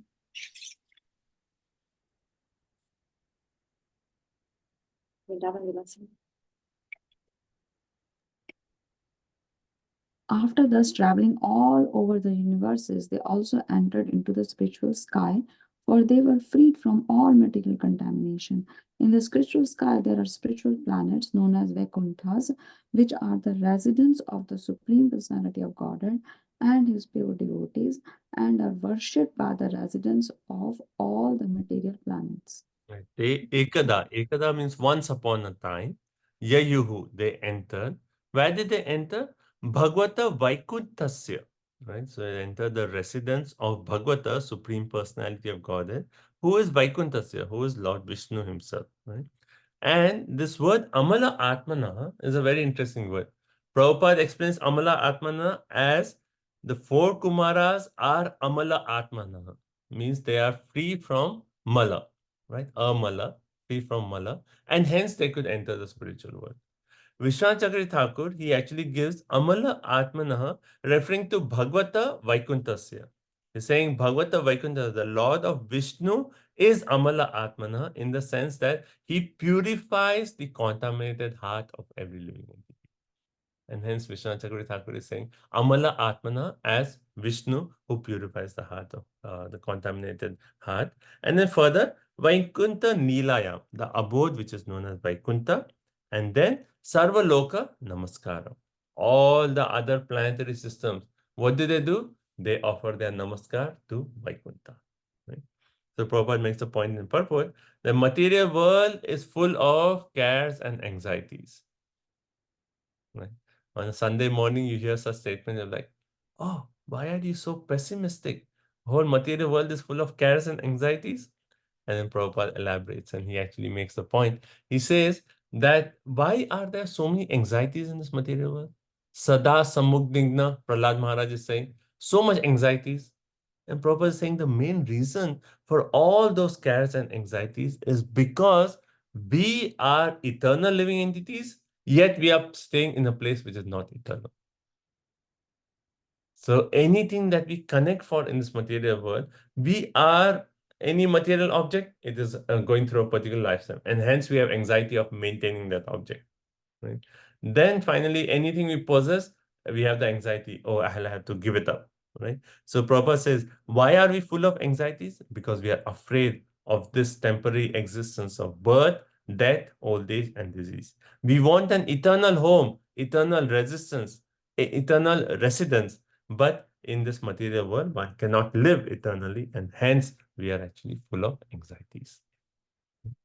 So that nature of every jiva who is eternal, living in a place which is temporary, that actually is the cause of all anxieties. Text 14. Vasanti yatra purushaha sarve vaikunta murtayaha ye nimita nimitena dharmena radhayan harim. Hare Krishna. In the Vaikuntha planets, all the residents are similar in form to the Supreme Personality of Godhead. They all engage in devotional service to the Lord without desire for sense gratification. So now from text 14 onwards until today we'll read is Brahmaji. He is, because he does not have a solution to the problem, but he likes to speak Harikatha. He'll give an entire description, not entire, he'll give a beautiful description of Vaikuntha planets. So when we say Vaikuntha, we say a place where there's no anxiety. But what else can you think about Vaikuntha? If someone says, okay, you're aspiring to go to the spiritual world, can you describe the spiritual world? What will you say? It is not illuminated by the sun or the moon. What was that? It is self-illuminating. Okay, first it is self-illuminating It is not, this is Bhagavad Gita, it says, na tad bhasate suryo na shashanko na pavaka. Okay. What else? I No was thinking kuntas. about Okay, Sri Radha. Chintamani Prakara, that Okay. Okay, that is Govinda Goloka Vrindavan. But yes, we can accept that. Sri Chintamani Prakarasa, everything there is actually made of Chintamani jewel. Right? Okay. What else? Everyone is the same Swarupa of the Lord. Vaikuntha. Everyone is in the same Swarupa of the Lord. Okay. Okay. We'll read about that more. Eternal, no birth, death, old age, and disease. Okay, no birth, death, old age, and disease. Vaikuntha means no kunta, no anxieties, right? Okay. Okay, now let's read such a nice description of Vaikuntha in the next section. So 14, what is it? Vasanti, those who live there, Yatra Purusha Sarve, where all the people who are living there, how are they? Vaikuntha Murtaya. They have actually four-handed form similar to Vishnu, right? So residents, they all have four hands, right? Four-handed form. And then it says, Ye Animita. They have no desire for sense gratification, right? Nimitena dharmena aradham harim. They are actually always doing what?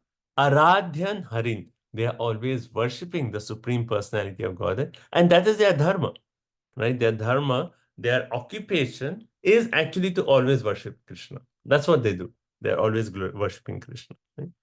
And this word animita and nimitena, right? So animita, Prabhupada explained, no desire for sense gratification, and nimitena dharmena, that actually means so right. So basically, how Vishwanath Chakravarti Thakur has actually explained that nimitena dharmena, that means their dharma is not motivated by a material motive. You know, they are not worshipping, they are not doing aradhana to the Lord with a material motivation, right? So hence is nimitena dharmena, right? So they're just worshipping the Lord out of love for the Supreme Personality of Godhead, right?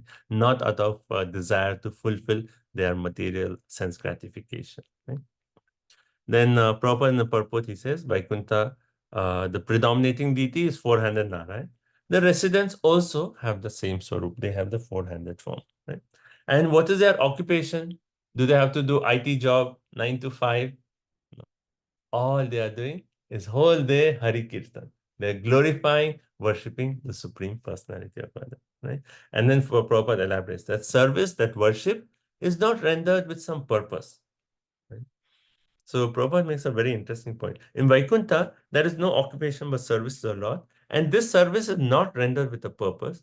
Although every service has a particular result, the devotees never aspire for the fulfillment of their own desire. Their desires are fulfilled by rendering transcendental loving service to the Lord. The last sentence, right?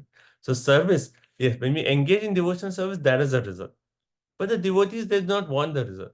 If they have any desire, then the Lord himself fulfills the desire. So hence their desire is not motivated by any kind of result. Right?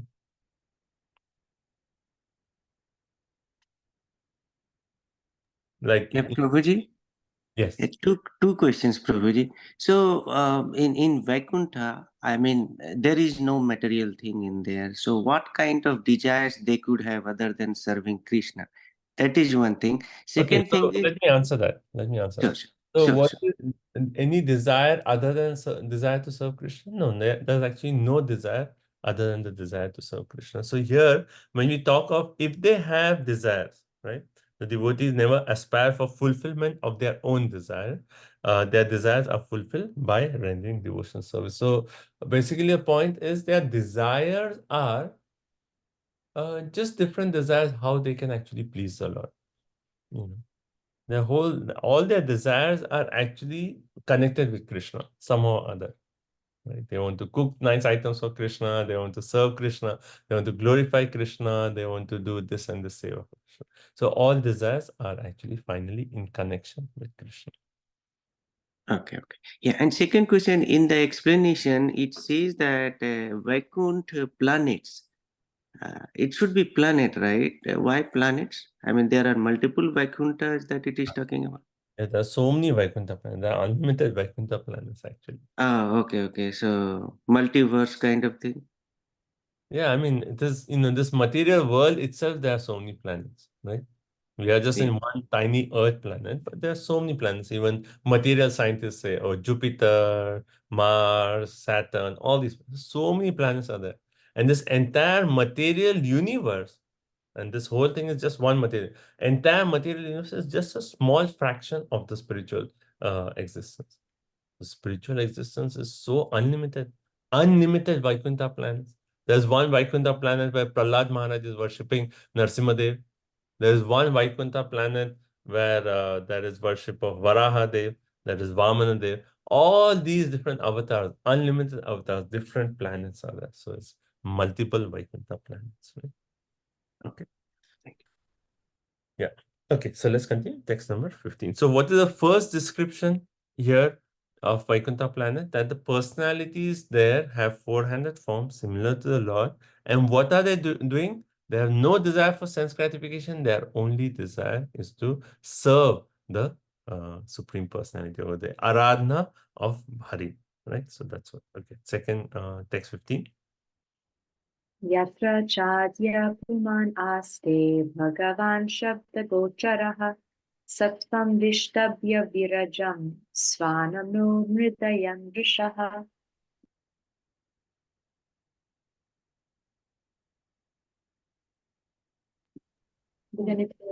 Yeah. In the Vaikuntha planets is the Supreme Personality of Godhead, who is the original person and who can be understood through the Vedic literature. He is full of uncontaminated modes of goodness, with no place for passion or ignorance. He contributes religious progress for the devotees. So, what is there in Vaikuntha planet? Who is there? Yatra in the Vaikuntha planet. Asta, there is what? First point is Adya Puman Bhagavan. Adya, Adi, right? Adi Puman, the original Purusha. So, in the Vaikuntha planet, the original personality, the Supreme Personality of God resides. First point. Then, second, Shabda Gochara. How can the Vaikuntha planets be understood? Can you search on Google Maps? Can you say, okay, I will just go there, I'll see, and I'll tell you how it is? No. It is understood through Vedic literature. So the Lord himself and the Vaikuntha planets can only be understood by hearing about them. So Prabhupada elaborates on this point in the purport, and he actually says that no one can go and see it. Right? If someone says, okay, how is Vaikuntha planet, how is spiritual world? You can say, okay, let me go there, I'll see, and I'll tell you. Right? So no one can go see it. It is far beyond, what to talk about. So Prabhupada says that we are trying to go to the moon. We may develop all these space rockets to go to the moon, right? But moon is still just in this material atmosphere. What to talk of going beyond this material atmosphere into the spiritual sky? It is not possible, right? So we don't have the qualifications to actually enter that. So the only way we can understand or know about Vaikuntha is to hear about them, right? Hear about them. Then next point, Sattvam Vistabhya Virajam, right? So the Lord, he accepts uncontaminated mode of goodness, right? Sattvam. So we know Sattva. Sattva is mode of goodness, right? So is mode of goodness there in the spiritual world? So here it says Sattvam, right? Sattvam Vistabhya Virajam. Is mode of goodness there in Vaikuntha? No. It is We said beyond, this, it's yes. transcendental. Right? So it is actually, hence it is said, uncontaminated mode of goodness. Right? It is Shuddha Sattva. It is not just Sattva, which is a material guna. It is Shuddha Sattva. It is actually transcendental goodness. Right? So Prabhupada makes a point, elaborates, that even the goodness in this material world is contaminated with passion and ignorance. We won't find pure goodness in this material world. Pure goodness can only be found in the spiritual world. Right? So that's next point. Sattvam Vistabhya Virajam. Then Swanam Hridayam. So his own expansions or associates. What is he doing? Mridayam. So what is Lord doing in the spiritual world? Working IT job? No. He's just giving pleasure to his own devotees. Swanam Hridayam and Vrishaha. He is actually the personification of all religious principles. Okay. So Prabhupada says material world means three gunas, right? But spiritual world is beyond these three gunas. It is pure goodness, which is not tinged with passion or ignorance. The second verse. Third, text 16. Prabhu, 1 minute. Prabhu, there is this repetition of the Shabda Gochara. Yeah. Again, because Maitreya Muni also said that, and then again Brahmaji is saying, Yeah, Shabda Gochara text 11 is also there, right? The Brahma, who is actually understood by Shabda Gochara. yeah, and again Brahmaji is speaking that he is understood by the Shabda Gochara. He's saying that Bhagwan is understood by Shabda Gochara. Yeah, I mean his Bhagavan is understood. Is this any significance? Because whenever we have this repetition in Bhagavatam, there is some underlying. Yeah. So, one way we can actually understand, this is a good point you brought up, that Maitreya Rishi is saying that Brahma, who can be understood by transcendental sound. That is one meaning of that, right? So here, when the demigods are praying to Brahmaji, how is Brahmaji accessible? Only through prayers. So similarly, here the point is that the Lord is only accessible through prayers, right? Because Brahma there also is considered as a representative of Lord. So he is accessible only through prayers. And here also Shabda Gochara. That's one meaning. The second meaning of Shabda Gochara that Vishwanath Chakravarti Thakur is giving to text 11, he is actually saying Brahma prayed by the demigods. He's connected. Brahma who is accessible to the demigods by prayers, and then he responds. So both cases, the point is that Brahma or the Supreme Personality of Godhead, they can be accessible only through Shabda. Only through Shabda. Could we also think in the sense that, because the demigods were saying so many things to Brahmaji that, you are the original knowledge. So probably Brahmaji is preaching them, saying, like, listen, he is the Shabda Gochara, he's the. Yeah, I mean, that's a good point, but that other verse is spoken by Maitreya Rishi, not by. Yeah, exactly. That's the only clicking. Yeah. Okay, let's continue. Text number 15. Prabhu, I hate to stop you, but in the last couple sentences, Vaikuntha planets are very dear to Vaishnavas and for the progressive march of the Vaishnavas towards the kingdom of God. So does that mean there is a varied,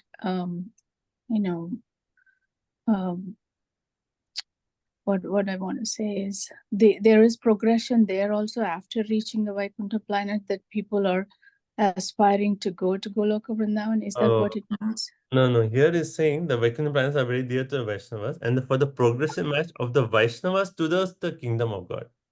So basically, he's talking about Vaishnavas here in this material world. For their progression towards the Vaikuntha, the Lord is actually helping himself helps his devotees. So when we are trying to go back home, back to God, Krishna will help us on the way back home, back to God. Right? How does he help? Tesham satata yukta nam bhajatam priti purvakam, etc., etc. Vaikuntha here is more general, like the spiritual world. Yes, spiritual world. Could be Goloka Vrindavan. Yeah, I mean, here Vaikuntha, I mean, the description of what Brahma is giving is particularly of the Vaikuntha, not necessarily Goloka Vrindavan. But in this context, what Prabhupada is saying, he's just referring to Vaikuntha, are very dear to the Vaishnavas in terms of Vaikuntha considering the entire spiritual reality. Right? And even if you see Prabhupada, when he actually refers to Vaikuntha, many times he is referring to Vaikuntha as spiritual world. Not specific Vaikuntha as Lord Narayan's abode, but Vaikuntha referring to the spiritual world. Okay, text 16. Yatra naishreyasam nama vanam kama dugardrumai sarvartu shribir viprajat kaivalyam eva murtimat. In those Vaikuntha planets, there are many forests which are very auspicious. In those forests, the trees are desire trees, and in all seasons, they are filled with flowers and fruits, because everything in the Vaikuntha planets is spiritual and personal. So basically, first in this third verse is saying now what is that? Yatra Naishreyasam, right? Nama. So that is a forest in Vaikuntha called Naishreyasam. Right? Naishreyasam is the name of the forest in Vaikuntha. And then further it says Kama Dugai Drumahi. Right? And what is the forest filled with? Trees for sure. But what kind of trees? Kama Dugai, desire trees. Like how Prabhupada in lecture he says, like here if you go to a mango tree, all you will get is mango.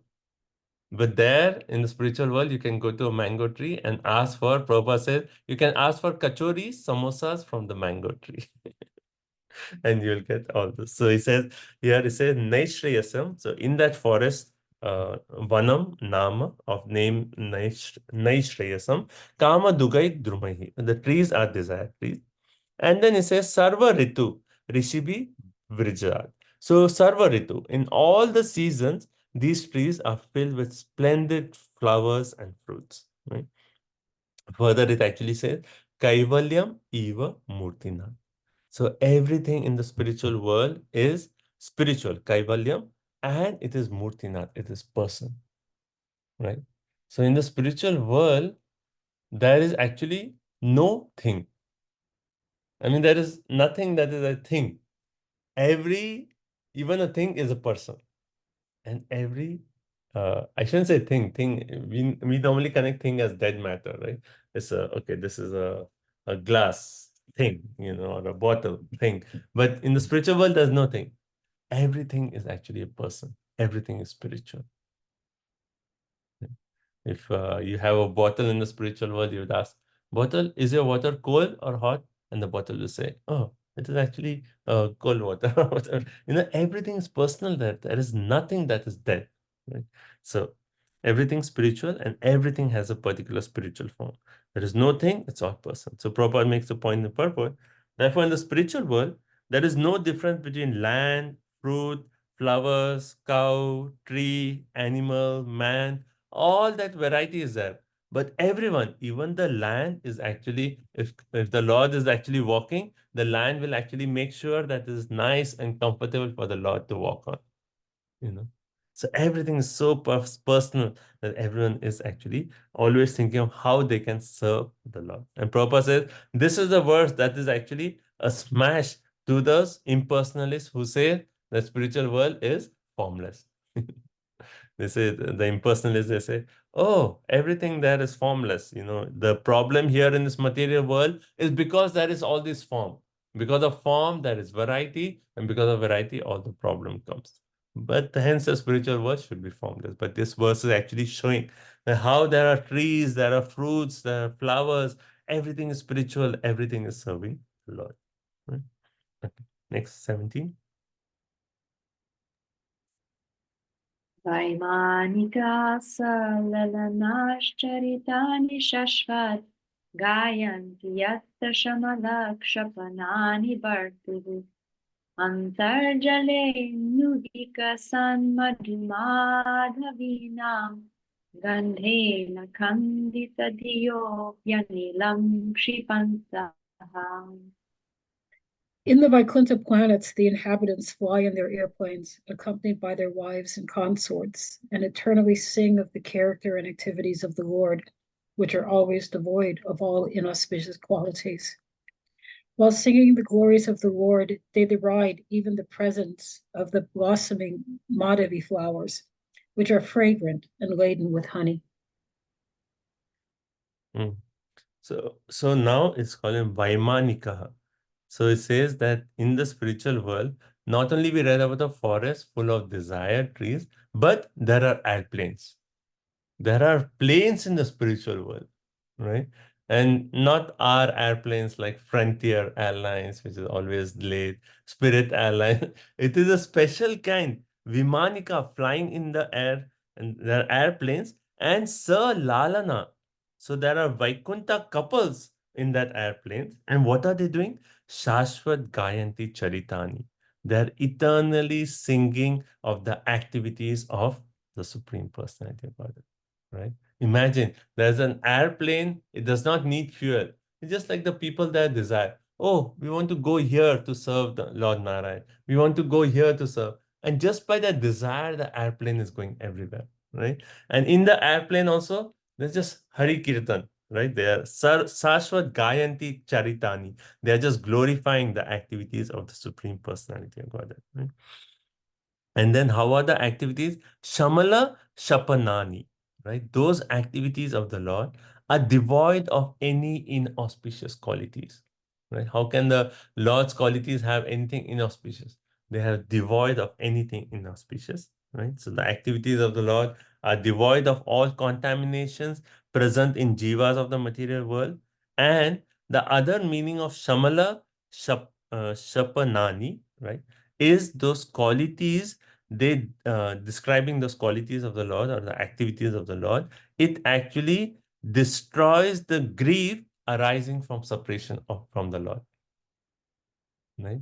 When the devotees, they are feeling pain from separation from the Lord, but just by speaking about the activities of the Lord, their Shamala is actually destroyed. So it is either free from contaminations or inauspiciousness, or it is that the activities of such that nature that they destroy the grief that the devotees experience from separation from the Lord. Right? So that's what they are doing. They are Gayanti, they are singing the activities of the Lord. But then further it says, Anta Jale, right? Anta Jale Anuvikshat Madhu Madhavina, right? So Anta Jale, in the midst of the water, right? So there are lakes there, and in that lakes there are actually Madhavi flowers, which are very fragrant. They are laden with honey, right? So so Vishwanath Chakravarti Thakur is actually saying that they're traveling in the airplanes, and yeah, and they sometimes descend from the airplanes to actually sing some special notes to glorify the Lord. Or another description Vishwanath Chakravarti Thakur says that sometimes these couples, they stop their airplane and they place their concert on trees and cover them with leaves and have them enter into the water. So either way, so main is Antarjale. So in the water, there is Madhavi flowers that is actually having a nice fragrant flower. Gandena Khandita Dhiya Api Anilam Chipantaha. So when they are glorifying the Lord and the fragrance is entering into their nose, what do they do? Do they appreciate that? They are not. They are actually saying they derive the fragrance from these Madhavi flowers which appear to disturb their mind. It's actually so nice smell. But they're saying, don't disturb us. We are so absorbed in glorification of the Lord that we are not interested in your nice fragrance also. And then, yeah, so that's the point. So what is the main theme here? That in Vaikuntha, though there are so much opulence, such nice nectarian flowers, such nice smell, but the devotees are so absorbed in glorifying the Lord that all those things seems like a distraction to them. And hence they say, okay, don't disturb us. We just want to do Hari Kirtan. We just want to do Hari Katha. Right? So Vishwanath Chakravarti Thakur says, oh cool, gentle, murmuring breeze filled with the fragrance of Madhavi flowers, why do you try to divert the attention? Yeah. Why do you try to divert the attention of your minds absorbed in the sweetness of the Lord's pastime? Do you think you're sweeter than those pastimes? Oh, how foolish you are. So basically, yeah, Vishwanath Chakravarti Thakur is saying that people are saying, oh, you're thinking you're sweeter than the pastimes of Krishna? Oh, that is how foolish you are. So you don't disturb us. We just want to sing Hari Katha. Yeah. So what is the practical lessons for us here?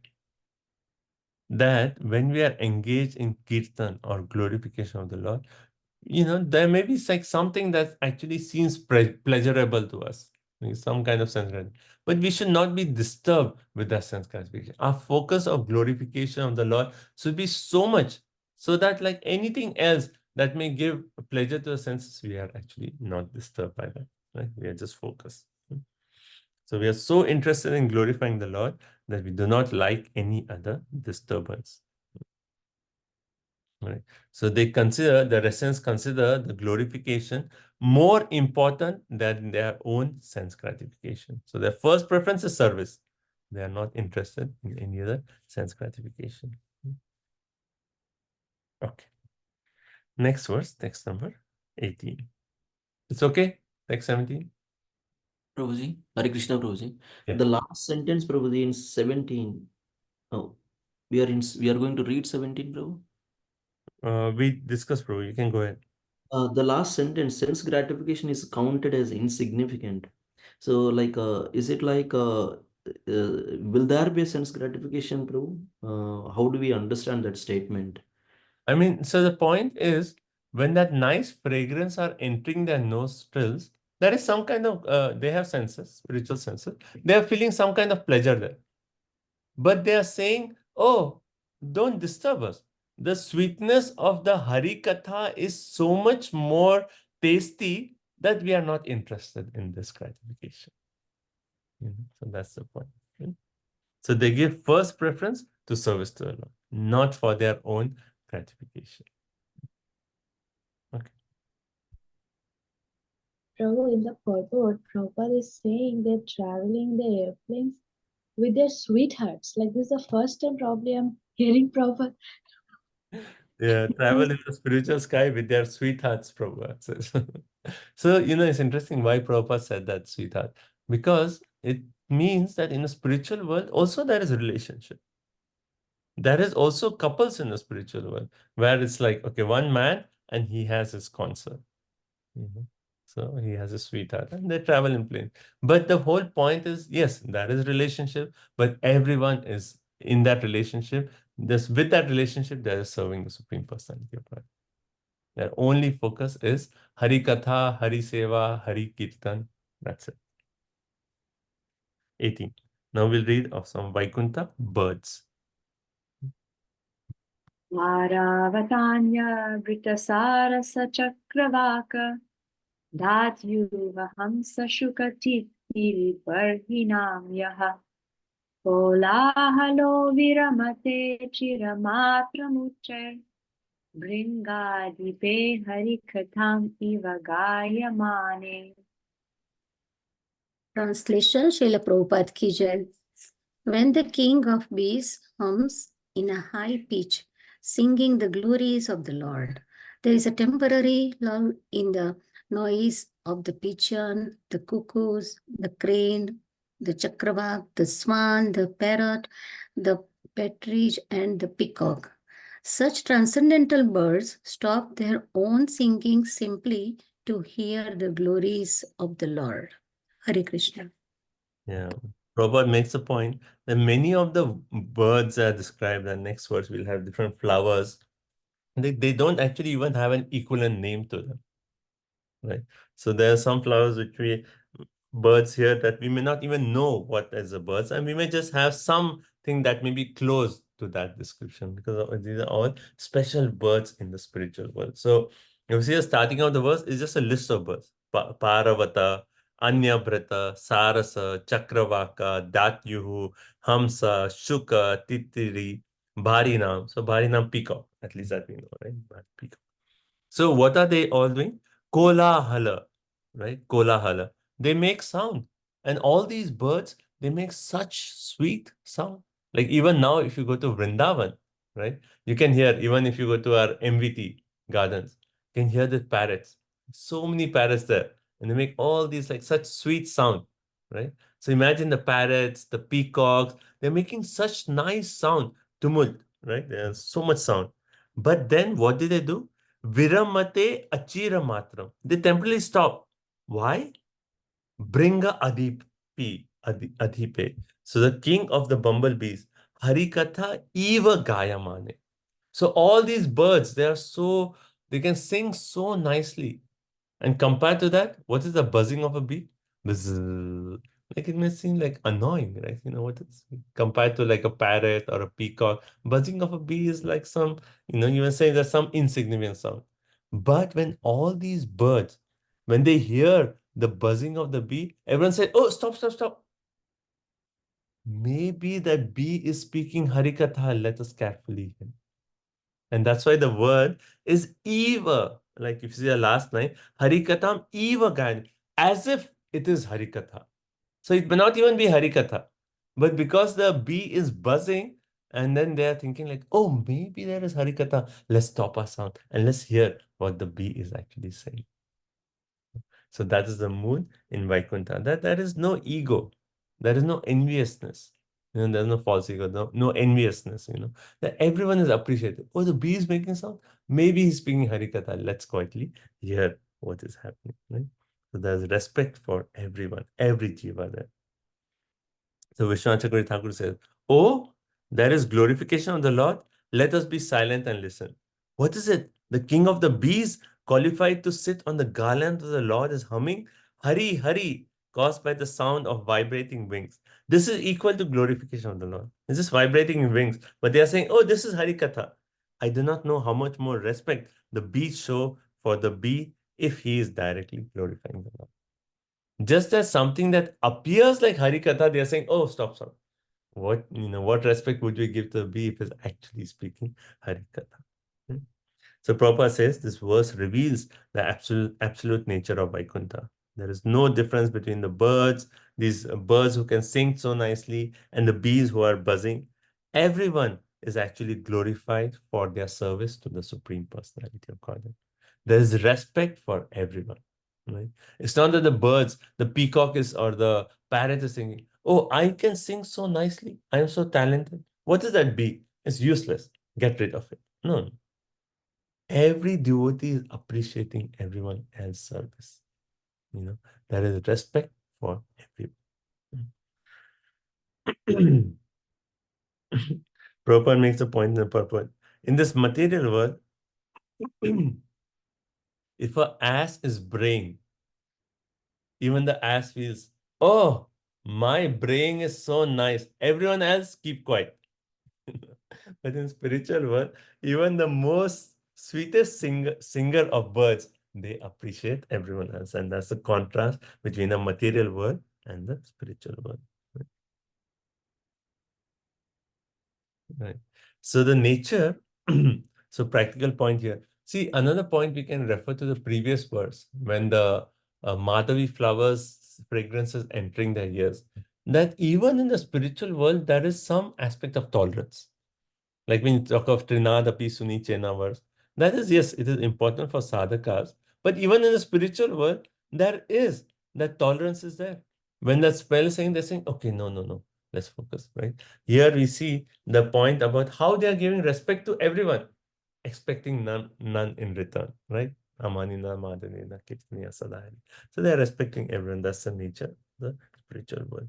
So we may have many qualities, but the nature of the devotee is to see the insignificant quality in others, and then, as Vaisheshekar Prabhu says, fan the spark.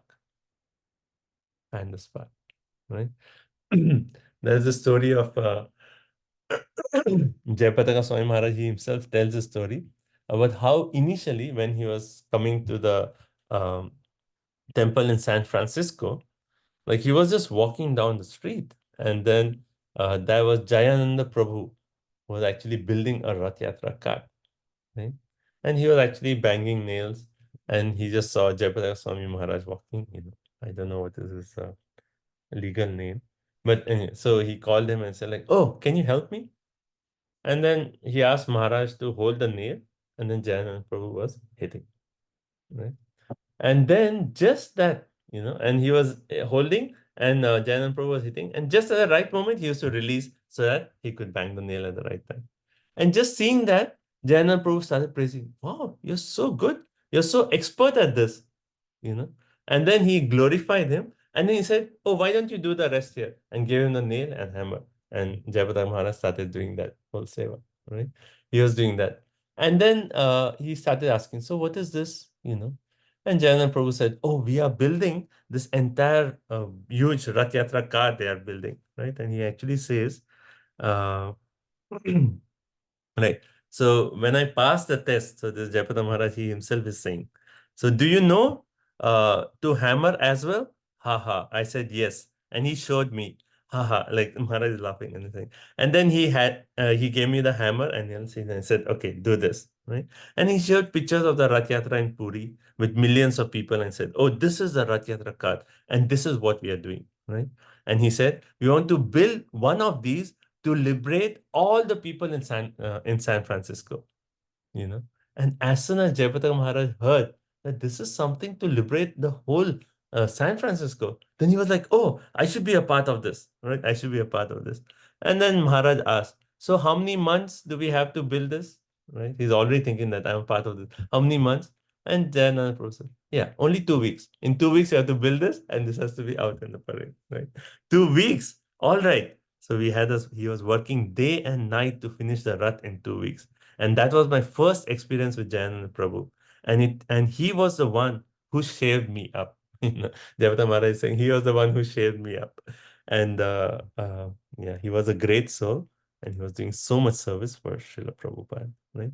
So basically we see the point in Jayananda Prabhu. Appreciate even the smallest quality in everyone and then use that in Krishna's service. And here we see how the birds are seeing the smallest. And the bee is just like moving its wings and just saying, oh, Harikatha, Harikatha. Let's appreciate that. So, okay, text 19. Now we'll read about the Vaikuntha plants. Mandar Kunda, Urabotpala Champakarna, Unaganaga Bakulambuja Parijataha, Ganderchite Tulastika Bharane Natasya, Yasmin Stapasu Manaso Bahumanayanti. Pardon me.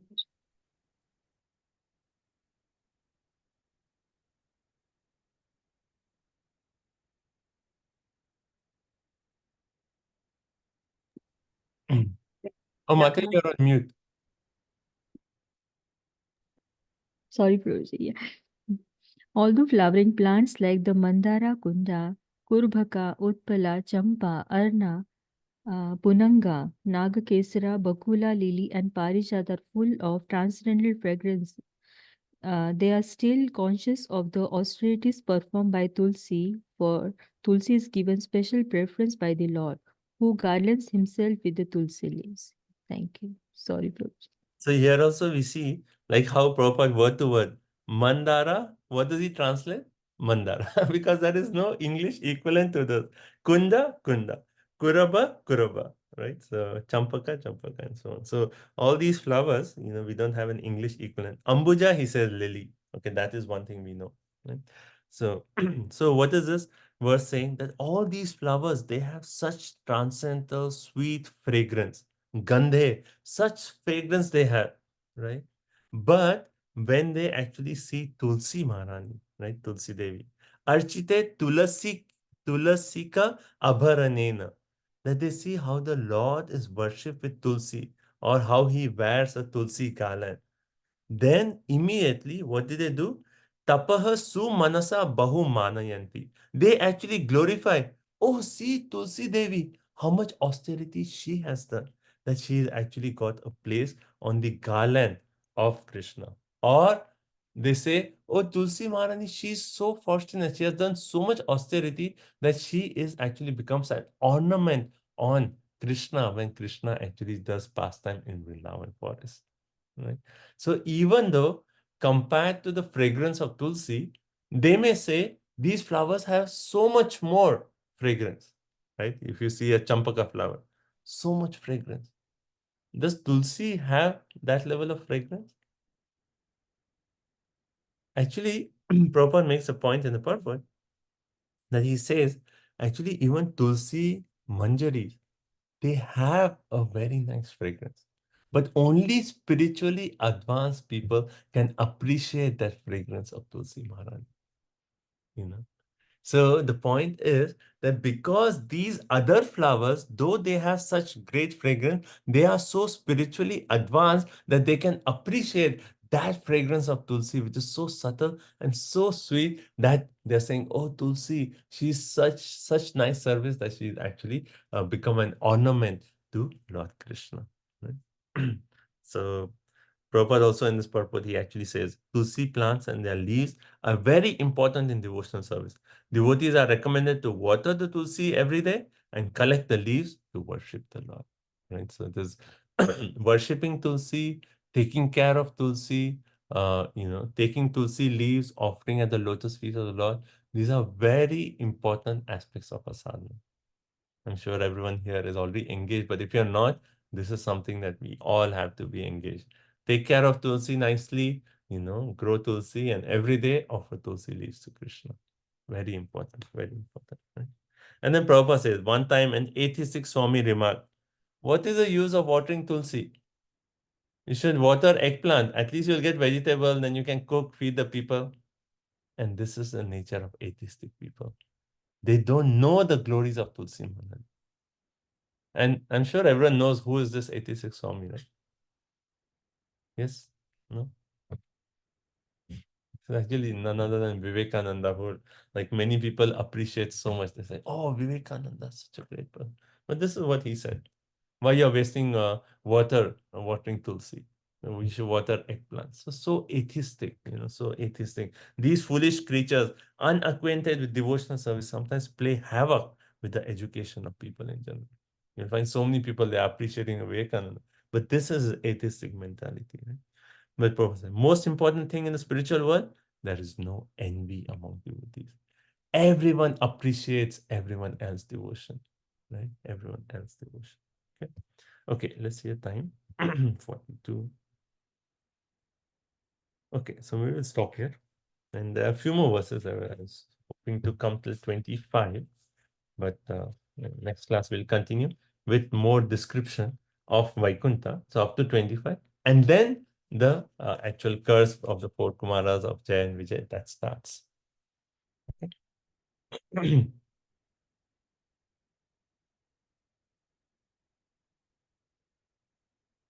There's another very nice point Vishwanath Chakravarti Thakur actually says. He says the flowers are saying, oh Tulsi, you're so fortunate.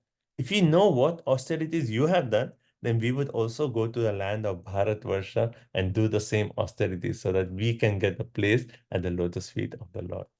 So, another beautiful point. Okay, so let's stop here. Any comments, realizations? Vijay, like that, how in Vaikuntha, whole day Aradhyan Hari. Yeah, all day they are just glorifying Supreme Personality of Godhead. Yeah, Hare Krishna Prabhuji. Yeah, in Vaikuntha, like very, very beautiful. Like it should be like continue this class, like hearing and reading. This very, very nice. And so main thing is you explained, and here in Prabhupada ji said that the whatever fragrance are there, but we have to like concentrate and center in the Lord Krishna. And not even one moment we have to think about, oh wow, it's nice. So that is the main thing. Hare That's Krishna. good point, Mother. Yeah, we have to be so absorbed in our seva to Krishna that Yes. anything that may feel like, oh, so nice. Oh, not now. Right now is our focus on seva, absorption in seva. And the main point about the envy, that's the root cause. Why are we here in this material world? Because of envy. When we become Nirmat Saranam Sata, then we are qualified to go back home, back to God. Hare Krishna, Prabhuji. Yes. The sense gratification should be like a salt, not too much, not too little. Yeah, that's a nice point to think about. So each one of us has to analyze, what does that mean for us? If you're too austere, then the mind actually revolts. You cannot peacefully do your sadhana.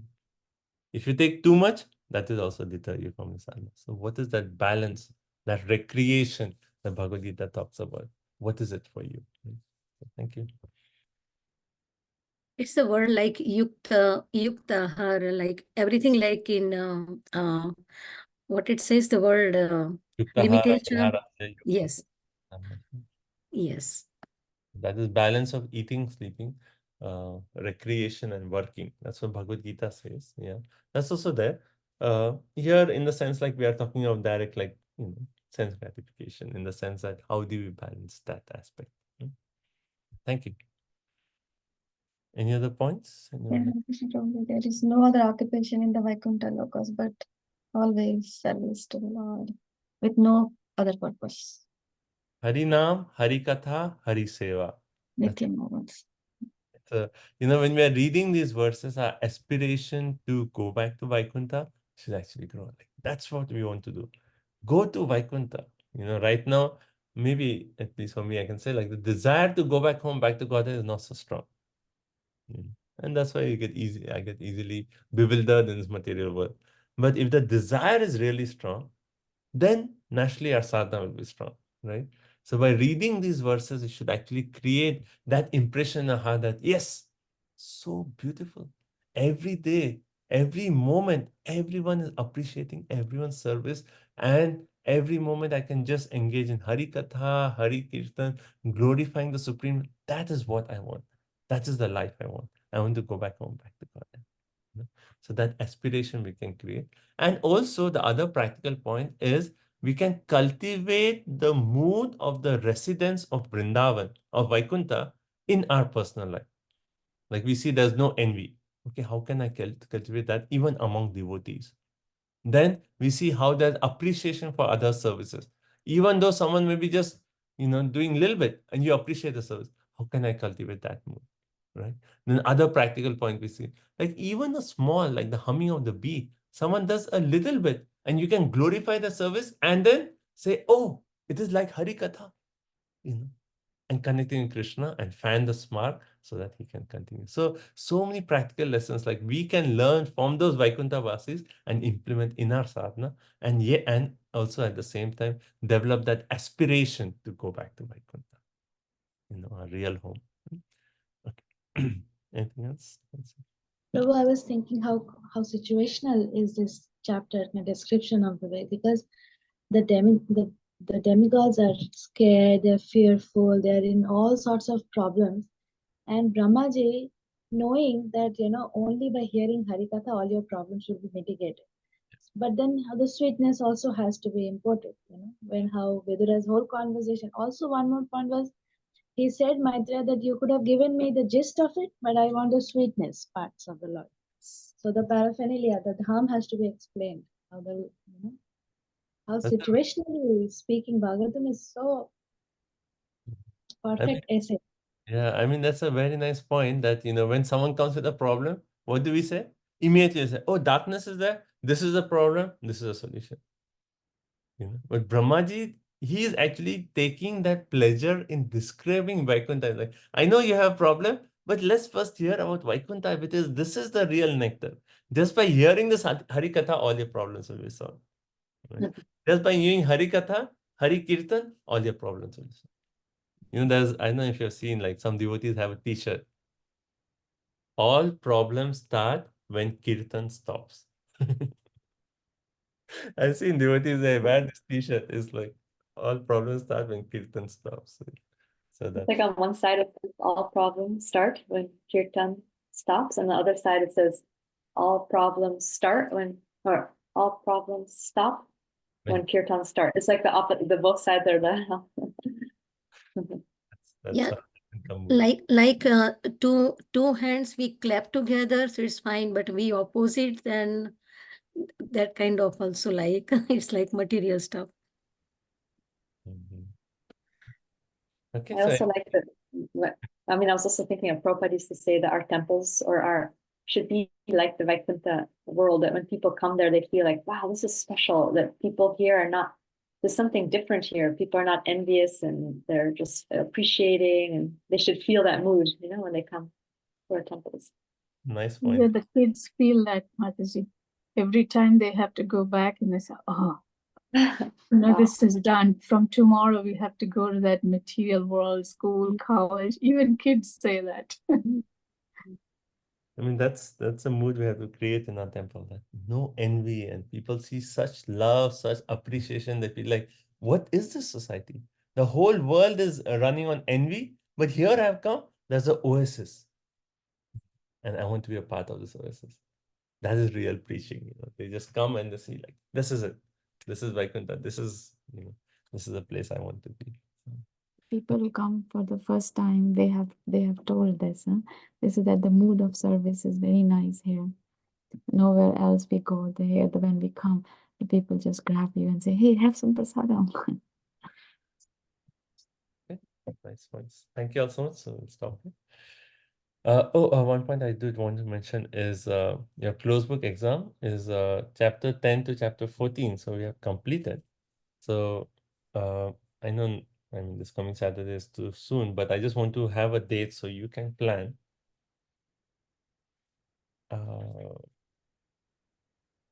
So that July 6th is an option. Is that good? July 6th? That gives 2 weeks from now. Or July 13th, one of those two. It's a long weekend. I mean, Thursday, July 4th is a Thursday, so Okay, so let's do July 13th. Then we just have it July 13th, Saturday morning. And if you're ready to take it before, you can just message me and I'll personally send you the exam. Right, if there's enough time. So that'll be chapter 10 through 14. Okay. Thank you so much. Srila Prabhupada ki jai, Shri Vaikuntha Dham ki jai. Vanchakalpatarubhyasya kripasindhubheva cha patitanam pavanebhyo Vaishnavebhyo namo namaha. Thank you all so much for joining. Hare Krishna. Hare Krishna. Thank you so much. Thank you, Prabhuji. Dandavat pranam. Hare Krishna. Thank Hare you. Krishna. Thank you so much. Hare Krishna, Prabhuji. Thank you so much. Hare Krishna, Prabhuji. Thank you so much. Thank you. Hare Krishna.